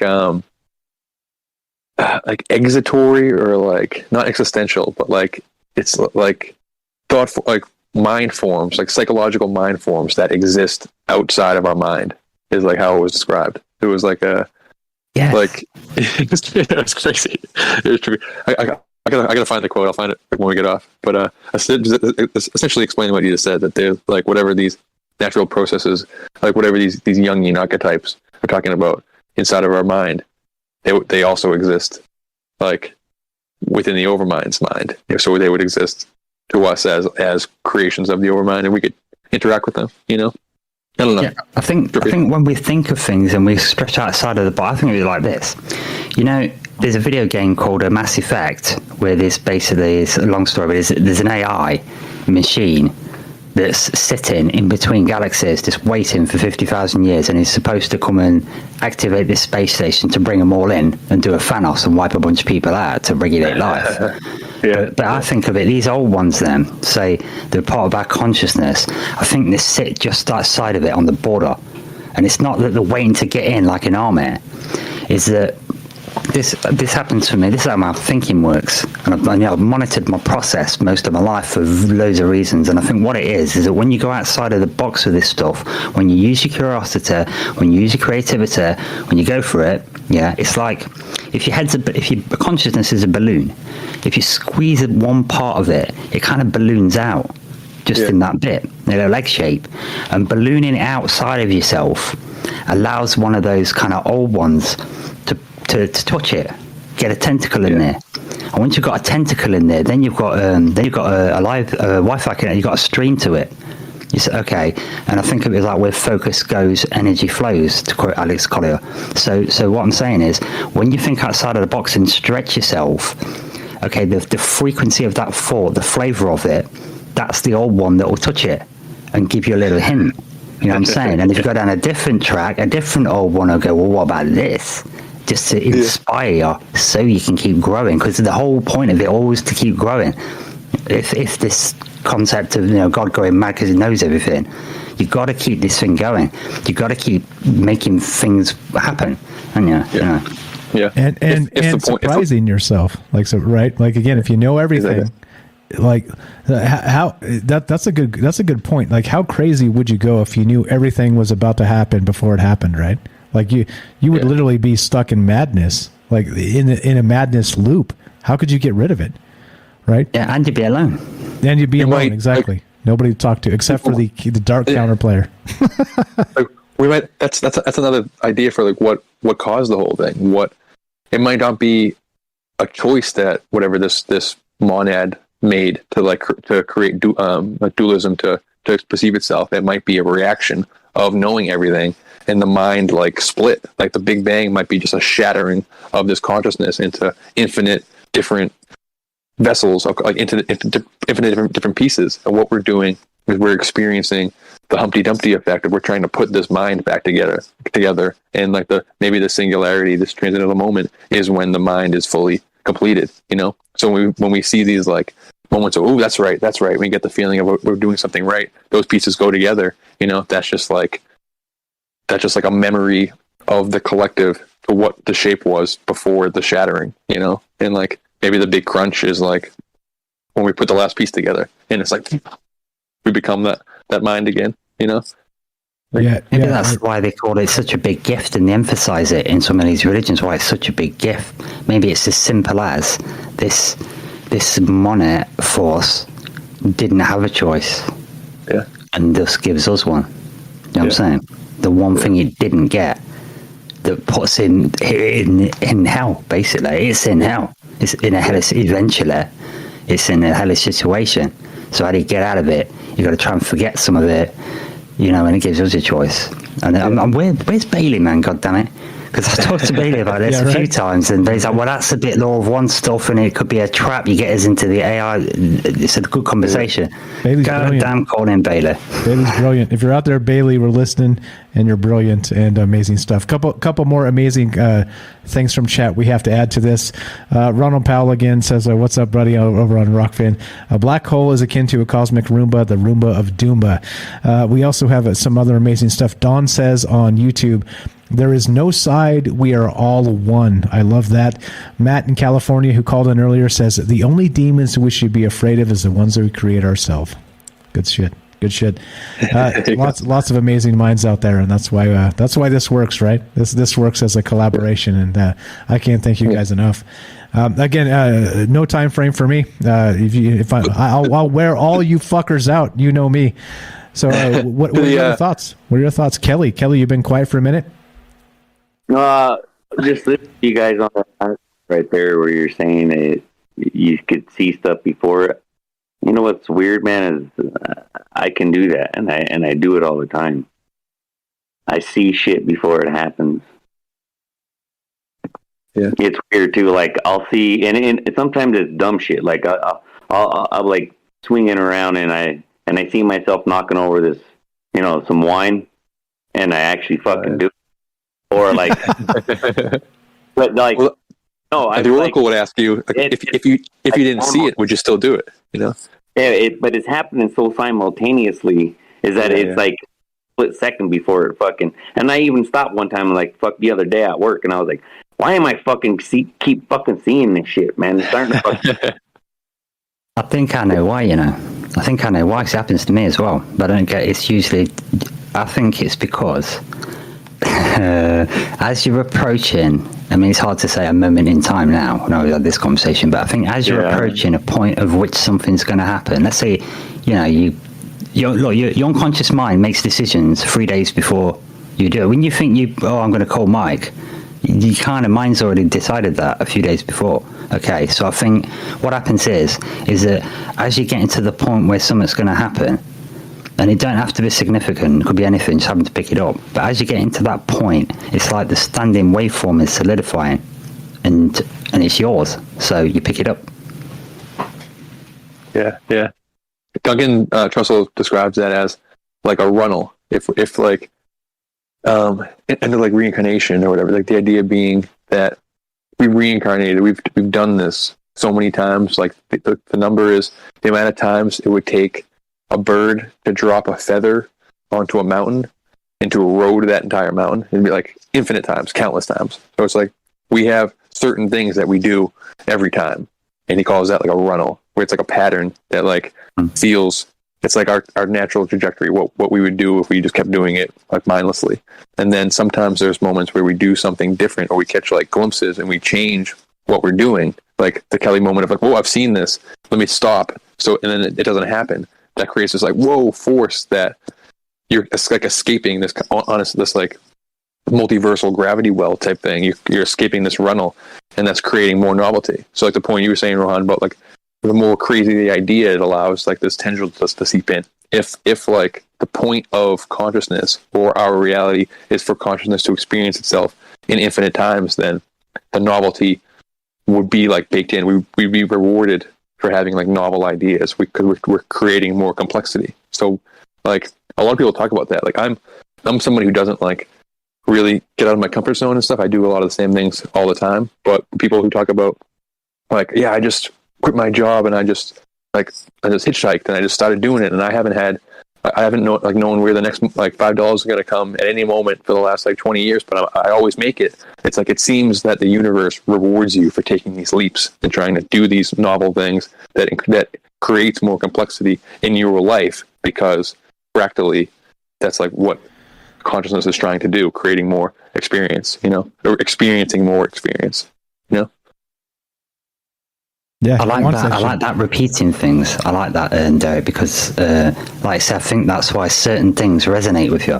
And then it looks, from a gamer's perspective, it looks like leaving Easter eggs for yourself because they're significant clues exactly. to jump forward. That's how you get the little hack to get past level 4 because that's a crap level. You know what I mean? Yeah, exactly. There's always the worst level in the game.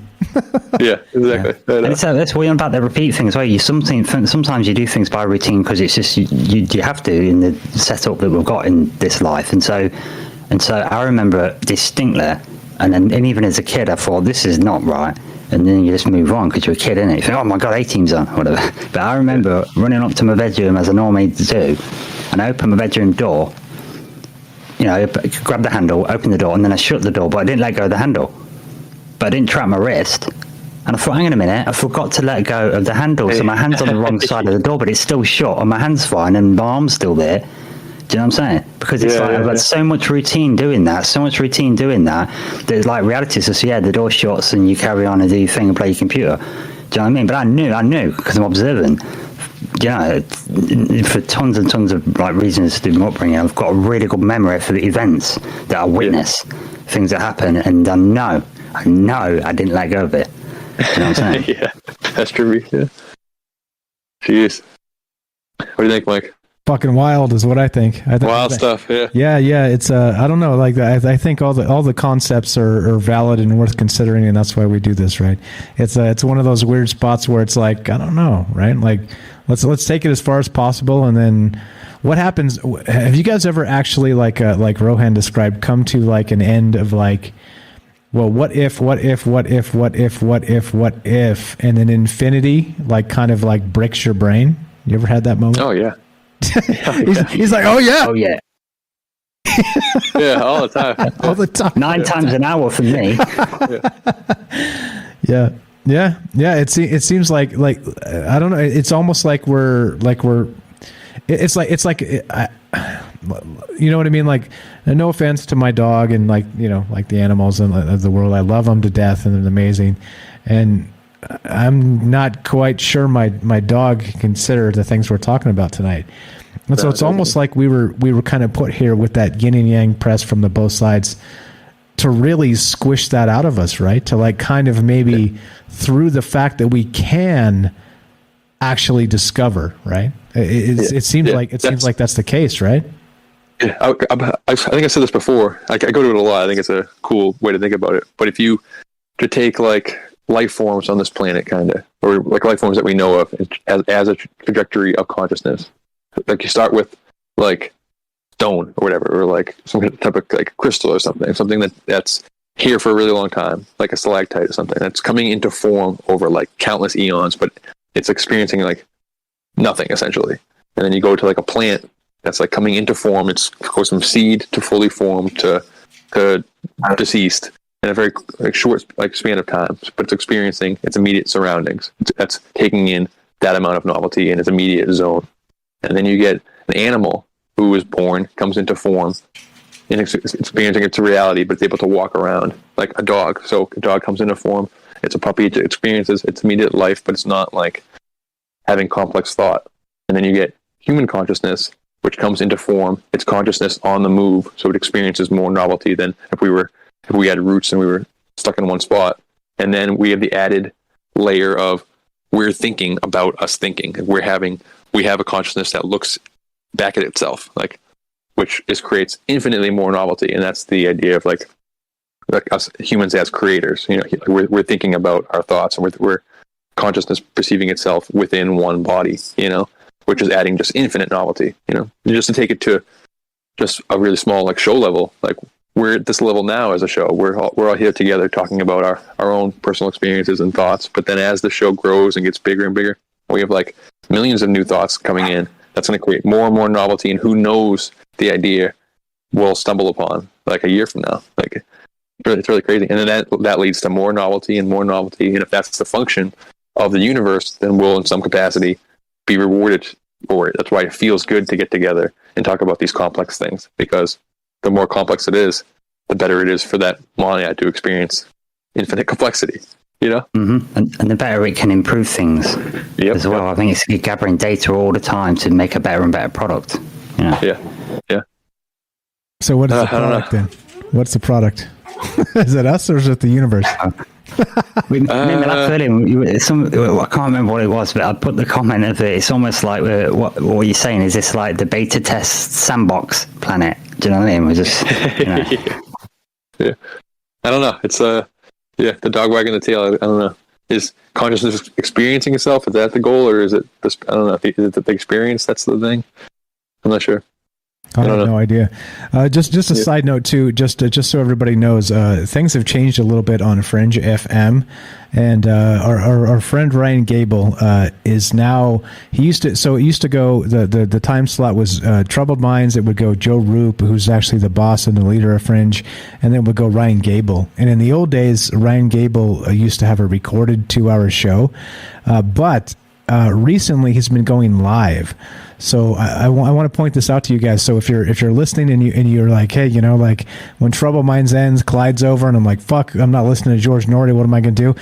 Go listen to Ryan Gable. Ryan Gable has been, again, like he impresses the shit out of me because not only is he like we are probably, him and I are polar opposites in like the style of show we do, but we're both very good at what we do. Like, go listen to Ryan Gable. Like, I'm shocked. I used to think that he would do some edits and, like he was so clean and perfectly polished because he was like editing shit. No, he's now live. He's live on the radio at 11 p.m., which is coming up in about 30 minutes from now on Fringe. And the crazy part is, nope, he's just that polished.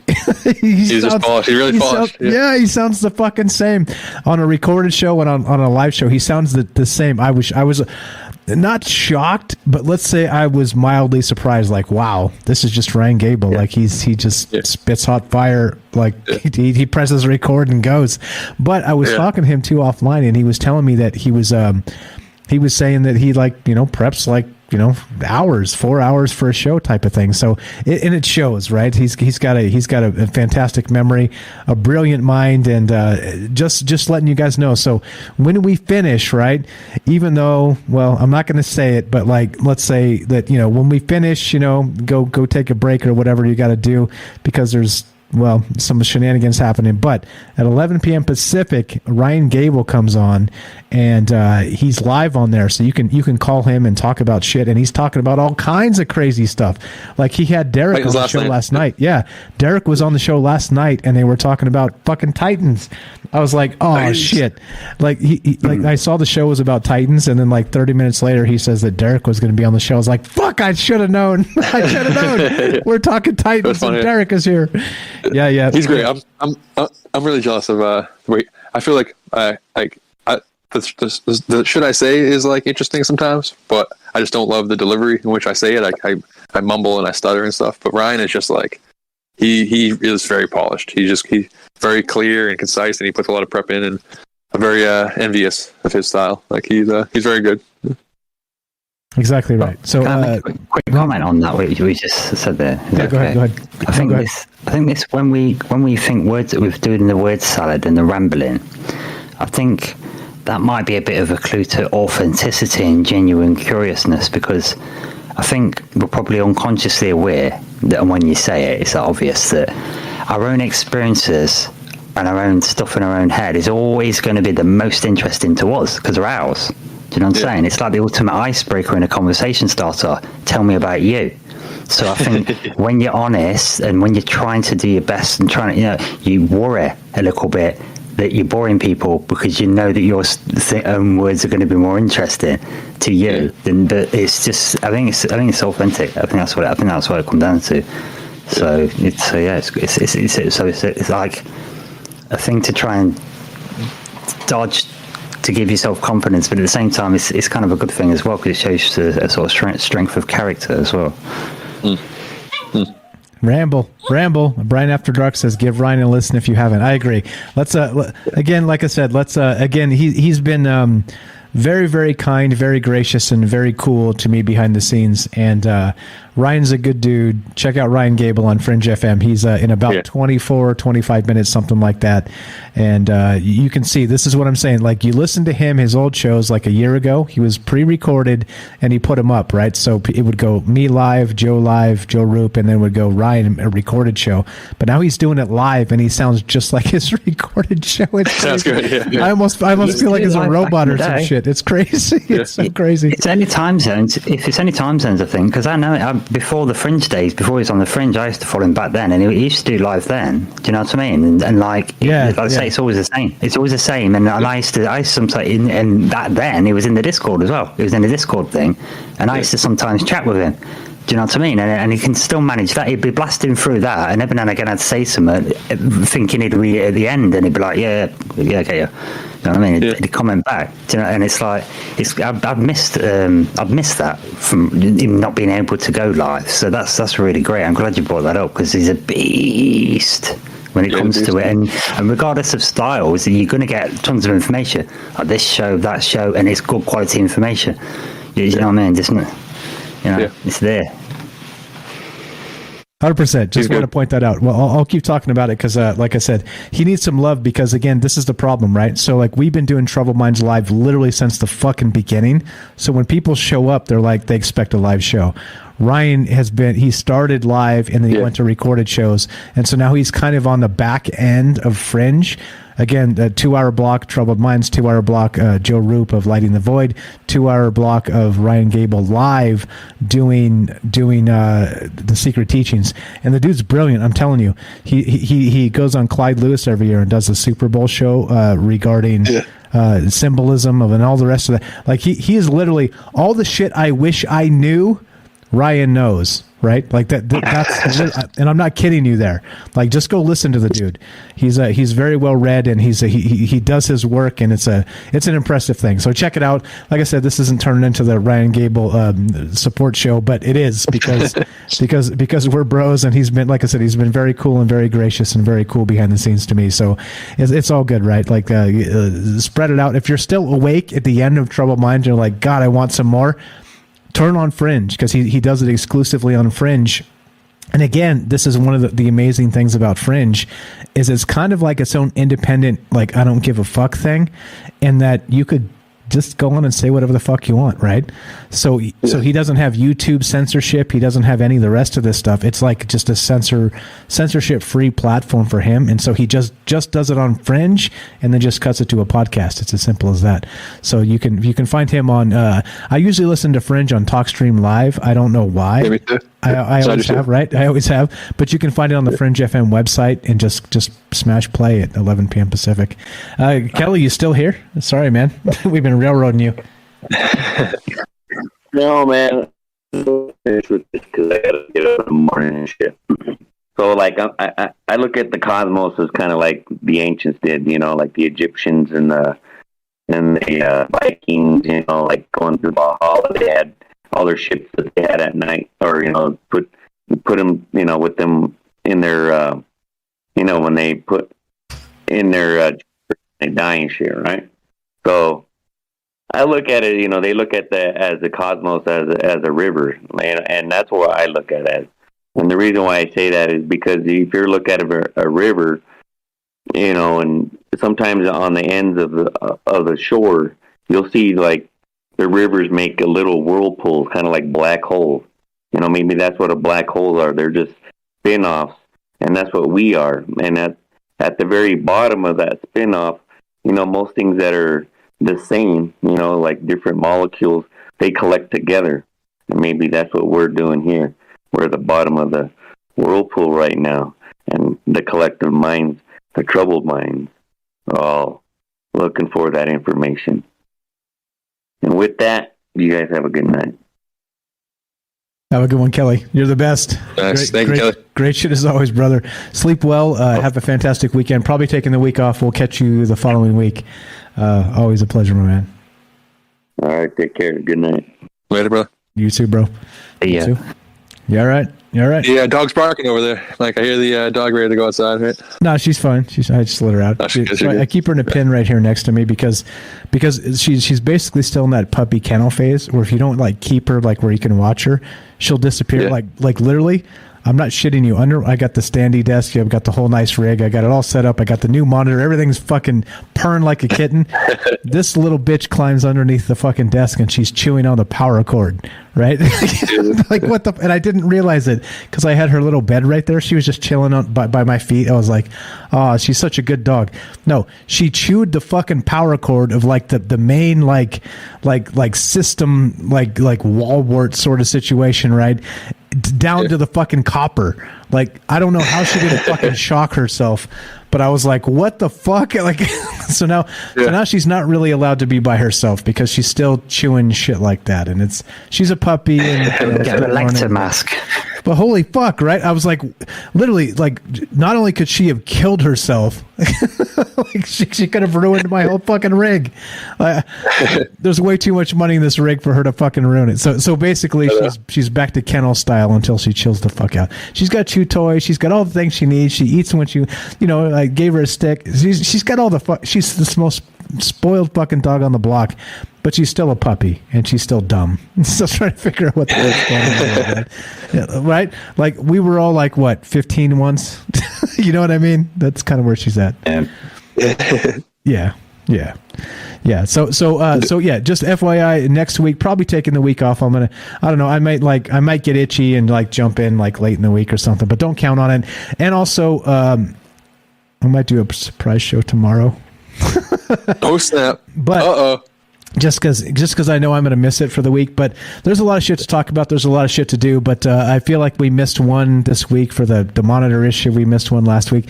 I feel like we owe you one, so maybe look out, wink, wink, for maybe a show tomorrow night. And if it's just going to be just kicking it, sort of like a Jimmy Church style lazy call-in and talk show, we can do that, or maybe a revisit. I don't know, like whatever. Lazy talk show. You know what I mean? It's so lazy. It's so lazy when you're like, open lines. It's open. Fuck off with your open lines. Prep, you know what I mean? No prep, yeah. Yeah. Like, bail me out. I'm lazy. No. Like I'll at least have something to kind of come, bring something to that. But yeah, I don't know, Anyway, so just FYI, so next week is probably the week off. I'm going to just, I got some other things I got to take care of. And some other things blooming, right? So that's a good thing. That's always a good thing. The more things that happen are the more time we can spend on things like this. All right. And so clearly you got to split them off, but there's work I do. I have another job and I do another thing and all the rest of that. So if I can stop doing that thing and start doing more of these things like YouTube type stuff and things like this, well, shit changes entirely because then it's just this, right? So it's good. It's kind of a transitionary sort of situation. So that's what's going on. So good timing. Not tired again. Not physically tired. I feel perfectly fine. Knock on wood. I feel healthy. I feel strong. I feel ready to go. It's like that. Again, like do this, guys. Just do this one time. Set yourself a deadline on like Wednesday. Just pick a random day and be like, okay, I have to have a concept for a show I can talk about for 3 hours by 7 p.m. Go. Right? Go. No, stop, yeah. Just again, like, just give yourself like a mental exercise. It's fucking brutal sometimes. Like, there's fucking sometimes it's like 6:15 and I'm like, oh fuck. What are we gonna do? Yeah.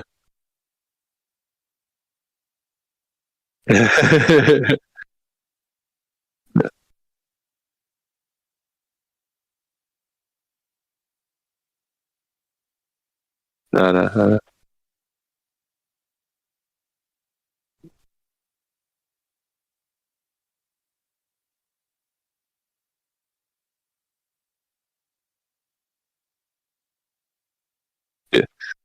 Just mentally, it uses your mental bandwidth just to be on the air. I mean, I was a guest. It was nothing in my show. I was just a guest last night, and then tonight I called out sick from work. It was just too much for me. I was spent. I can't imagine how you guys do it every night. Just a lot of stress, a lot of pressure, a lot of eyes and stuff. Yeah, apparently I was muted. Stress and pressure is what made diamonds, right? Oh, we heard you. You guys did. They didn't. They're like, Oh, so I got this whole new setup, right? And so I got this thing I can press. So it's all like tactile buttons now. I can press these buttons to like do this and change the screen, right? Like click that. I don't have to like mouse or anything anymore. But there was apparently a glitch right then because it clicked over and like clicked me off like I was on the commercial or something. Oh, so there was a fucking bug. So I it's all like actual like actual buttons now. So it's like a real fucking radio station almost, right? So I don't have to do all that shit. But yeah. Anyway, so what I was saying that you guys missed is it's mentally draining to try and come up with a new concept every day because we have a high bar, right? Like if I was just like doing panel shows and like talking fucking UFOs every night like the rest of these assholes, and you can fill in the blank who the rest of these assholes are, that's so fucking easy. It's so fucking easy. So yeah, I did literally, sorry guys, I see you there. I didn't mute. It was a fucking bug. It did it itself. But my point was, it's mentally exhausting to try and come up with some shit. That's the thing, right? It's so it's not a physical tired. I'm well. I'm healthy. I'm enthusiastic. It's just the pressure you put on yourself to beat yesterday, because right, you don't want to be worse. Is right? Like fuck, man. So like I think the thing is, right, like once you take a few days off and start to do something else, like I'll be itching to get back. That's for fucking sure. But yeah, see, let's hope that you're muted. Hope the UFOs don't invade. Yeah. No, go ahead. Go. I hope the UFOs don't invade next week or any kind of big news. We found a Bigfoot or a Loch Ness. Something that demands you come on the air. Yeah, right. Exactly. Well, if it does, you know me, I'm not fucking scared. I'm gonna do it. Yeah. I'm gonna jump the hell on here, and we're gonna talk about it. But there's a lot going. I mean, look again. Today, yesterday, wherever the fucking time zone you're at, was January 6th. Like, what the fuck do you think everybody else was talking about? And that's why, like I always say, when everybody zigs, I try and zag, because these assholes are all doing the same thing, the same fucking thing. Like really, it's so exhausting. It's like, oh, okay, got it. You're going to argue this side of that thing. You're going to argue the other side of that thing, and we're going to do the same. We're going to repeat the same bullshit over and over. My God, right? Try and pick something. There you go. Cal in the chat says, yeah, it sucks to be interesting and intriguing. It doesn't suck. It's just hard. It's harder than it looks, let's say. Like I said, my secret weapon, I've got you guys, and I appreciate you very much for that. But it's still the concept, the seed idea is difficult. And sometimes there's a miracle, right? Tonight was a miracle. It was one of those miracle situations where I was reading that thing from Avi Loeb, and I was like, this is kind of weak, Like, we talk about the simulation theory, the Matrix, and all that. I was like, fuck. Like this is the best I got. But then I dug just a little deeper, and it was like, oh, this fucking book by Homeboy. What is it? What's his name? I forgot now. House O'Clock. Yeah. Exactly. Like, and so it led me down this other rabbit hole, right? And so, like, that's good. That stuff is all good. But again, right? It takes time. It takes energy. It takes like. Just a little time off to relax is good. So yeah, I don't know why I got muted. I literally didn't push any fucking buttons. But anyway, I'm back. Anyway, let's wrap this up. Is Kelly actually out? Kelly bounced. He's got to wake up early. Oh, you know what? I'm sorry. I think Daryl's Daryl. Daryl? Hey, I'm here. Okay. Hey, Daryl. What's up? So yeah, I don't know why I got. Hold on, let me turn off my computer. Thank you very much. We'll get Daryl in, and then we'll wrap this up. Oh, I can close this. What was I saying?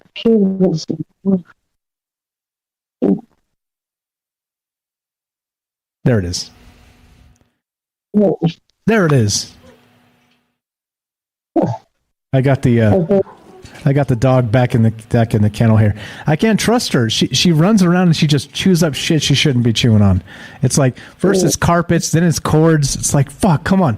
I'm stepping on chew toys, like stubbing my toe every fucking day because your chew toys are all over the goddamn house, and you're chewing on cords and carpets. Come on, what the fuck? Can somebody subconscious this dog and Fix this. Somebody fix this. You love your dog, and we love you for loving your dog. I do. It's so adorable how much you love your dog. I know you love your dog. Thank you. Daryl. Thank you. Daryl, welcome to the joint. What's going on? Sorry to leave you there. We're about to wrap this down, but we just keep on fucking talking. So welcome to the show. Welcome to Trouble Bites.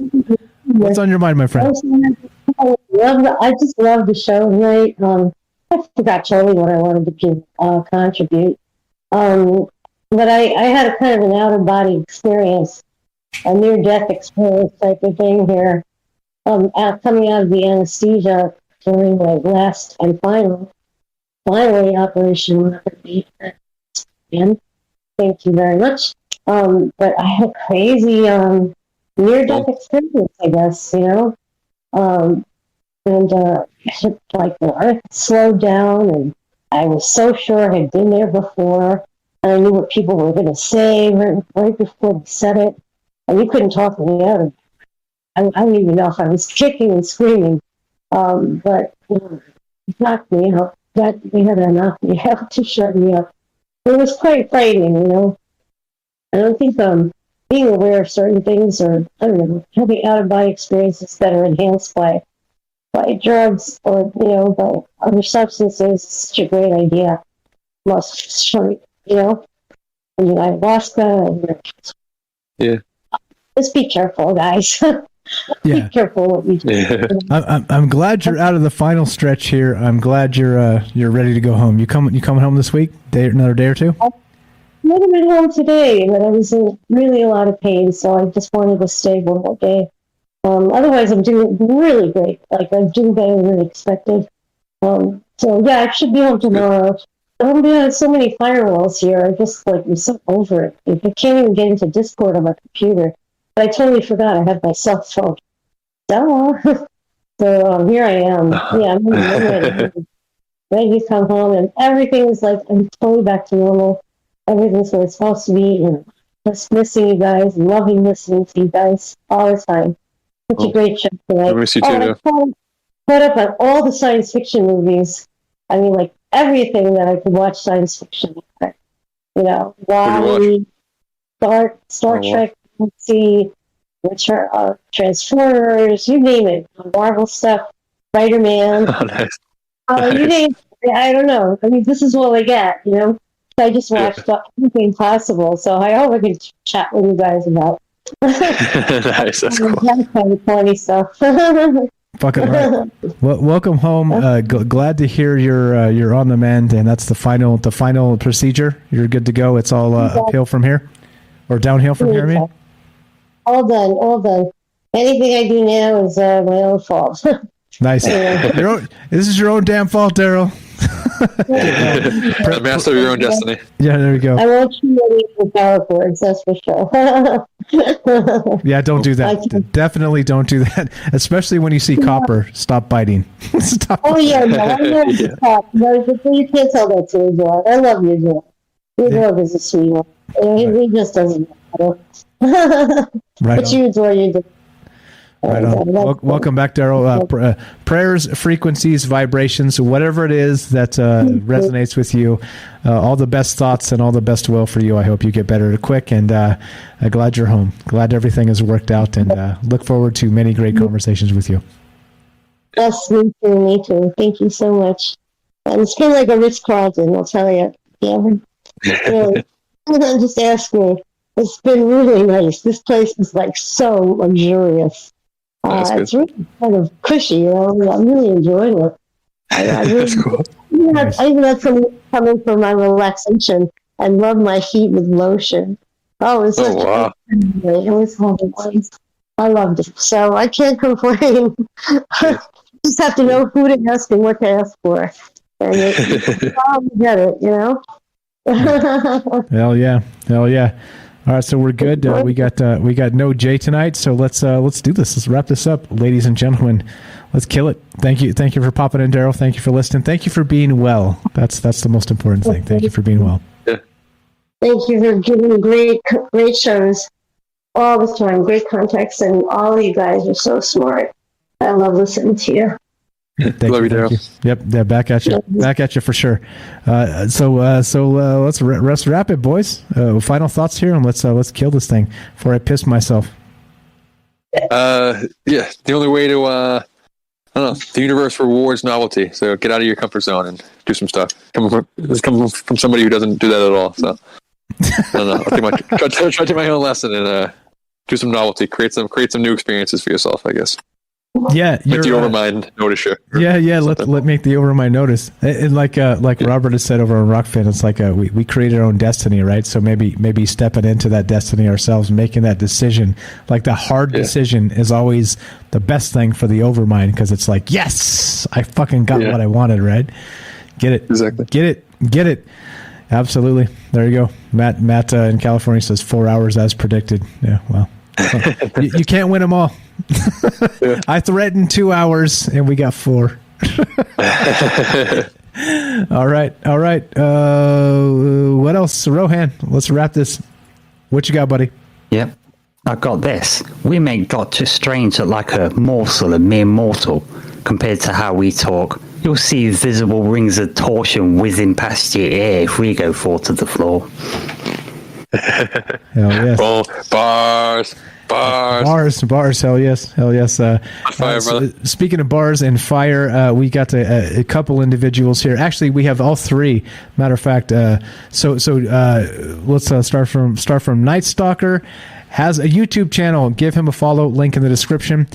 Rohan, YouTube, Night Stalker, he's brilliant and we all love him, and we need to push him out of his comfort zone. Make some YouTube videos, bro. Get your shit up there. Jennifer's doing it. You need to be doing it. Do your phone, record whatever the fuck, put yourself background on a wall or whatever the fuck, and just upload some shit. People will listen, people will watch. You're brilliant, my friend. Give Night Stalker a follow. Scroll down and check out his YouTube channel. It says follow Night Stalker here. Rohan, the mighty Rohan, Liam Martin, the famous Liam Martin, like I always say, has a podcast called Exiled Minds Podcast. Link in the description. Scroll down. Follow these fine folks. Amazing, smart people. Daryl also has a YouTube channel. Daryl sings. Daryl has a French single. She sang in French, if you can believe that. Can you sing us a quick little maybe the something? What's your favorite part of that song? Give us a little something. Or no, if you're not feeling well, that's okay. We'll do it another time. Okay. I won't sing with my poor stomach going right now, but okay. There's some of it is in English. It's called Why Paris, and j'ai traversé l'Atlantique comme tu changes de trottoir. J'ai pris l'escalier mécanique qui va tout clean au grand boulevard. That's enough. That's enough. How's that? Beautiful, Daryl. Good stuff, Daryl. Absolutely amazing. So I'm gonna Daryl sent me that link. I'm gonna add it to the description below. It's not there now. Check back and I'll put it. And Daryl, welcome back. Glad to have you back. I'm glad everything's working for you and sound as good as ever. You're the best. Thank you everybody for being part of all of this Troubled Minds journey. Again, if you want to help the show, you guys know what to do. Spread the word. If this is the thing, right? So we got a week off coming. I'm gonna take the week off. No Troubled Mind shows next week at all. We'll have the news show tomorrow, and that'll be that. Next week, unless fucking aliens invade, and they might. You can't rule it out. You can't rule it out, brother. You can't rule it out. Then I'll jump on here and we'll talk about aliens invading, because we're the tip of the spear regarding that shit. But otherwise, we're going to take a full week off next week. It'll be a clean slate. I'll try and find some old shows to put up on the podcast feed just to keep you busy in case anybody out there on the podcast feed is like, what the fuck, man? So, but the thing is, if you're missing Troubled Minds, don't forget that you haven't heard all the shows, right? You came into this journey at some point. The only one who's heard them all is me. You know why? Because I was here for every fucking one. That's why. And you also know how you get to Carnegie Hall, don't you, Rohan? Practice. That's why. And that's why, if you think, man, this Michael Strange, no, fucking practice. Go back and listen. I was never good at this until more recently. Like there's a lot that goes into it. Talking about practice. I'm talking about practice. So anyway, point is, there are some old shows you haven't listened to. So if you're going to miss Troubled Minds this week, I encourage you to go listen to the podcast feed. Check out Spotify, iTunes, all the rest of that stuff. And listening to those shows, again, they got some commercials mixed in there. It's kind of ad light. Like you could smash the shit out of it with commercials, but it's not. It's ad light. But listening to the podcast feed does send pennies my way. I appreciate that very much. If you miss Troubled Minds for the rest of the week, go find an old show you haven't heard. Go find an old favorite. Check out Frank. Go hear Frank. Which Frank? Go check out Frank, the old co-host. The old Frank. Frank is on there. Exactly. Yep. Go back to the old days and check out some of the stuff. Exactly. When Frank is actually talking to me recently. He's one of those weirdos that like he's like a super mercurial, right, or what the fuck you call it. Yeah. So he'll won't talk to me for like 6 months and then he'll just pop up. So he recently popped up and was like talking to me again. So. Nice. Maybe we get a Frank appearance. Who knows? Yeah, get him back on. That'd be cool. Yeah, exactly. So go back and listen if you guys don't know who Frank is. He was the original co-host of Troubled Minds. He launched this whole MFer with me. He still listens, by the way, and he's like, God damn, Mike, you're getting good. I'm like, where are you at, Frank? Where are you at, Frank? Where are you at, Frank? But go check out the podcast feed, and I appreciate that very much. Let's smash some fucking outro music and get the hell out of here. You guys are the best. Please follow all these fine folks. I'm going to get Daryl's link down here as well, and let's roll it. We got no J-Tro, so, well, anybody got some poetry to spit? Oh, man, I got this. Give me 2 seconds. 2 seconds. Poetry, anybody? I got some. Check this out. This is from Walt Whitman. After you have exhausted what there is in business, politics, conviviality, and so on, have found that none of these finally satisfy or permanently wear, what remains? Nature. We're gonna remains. There it is. Sorry, go ahead. I'm gonna think of Lovecraft quotes right now. I'm just gonna scan through and put my finger on one, and what I get is what we get. So. Roll it. Here we go. My dog's trying to eat the cord, by the way. The same fucking cord right now. I got it. Go ahead. All life is only a set of pictures in the brain, among which there is no difference betwixt those born of real things and those born of inward dreamings, and no cause to value the one above the other. Wow. Boom. That's all I got. Is that all? Well, I might as well go in for a quote then. Do you want a quote, Mike? Yeah, roll it. Roll it, brother. Charlie Sheen, I've got tiger blood. Dying's for fools, dying's for ants.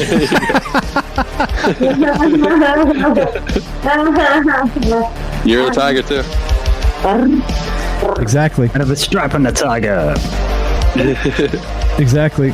All right. And this is a quote for Daryl. This is one of Daryl's favorites as we finish this up. Never doubt that a small group of thoughtful, committed citizens can change the world. Indeed, it's the only thing that ever has. That's Margaret Mead. That's for you, Daryl. Thanks for getting better. Thanks for being you. We'll talk to you soon. Each and every one of you, thank you so much. You make my world go round. Thanks for all the time and energy you spend. Like I said, we have our money, right? But our time is the most precious thing because we only have so much of it. And so thank you so much for spending that time with us, with me, with all of this. Like I always say, you could be doing a million other things and you're here. And I appreciate that so much. So thank you. Let's GTFO. Next week, Trouble Minds is off. If you want some old shows, maybe check out the podcast feed.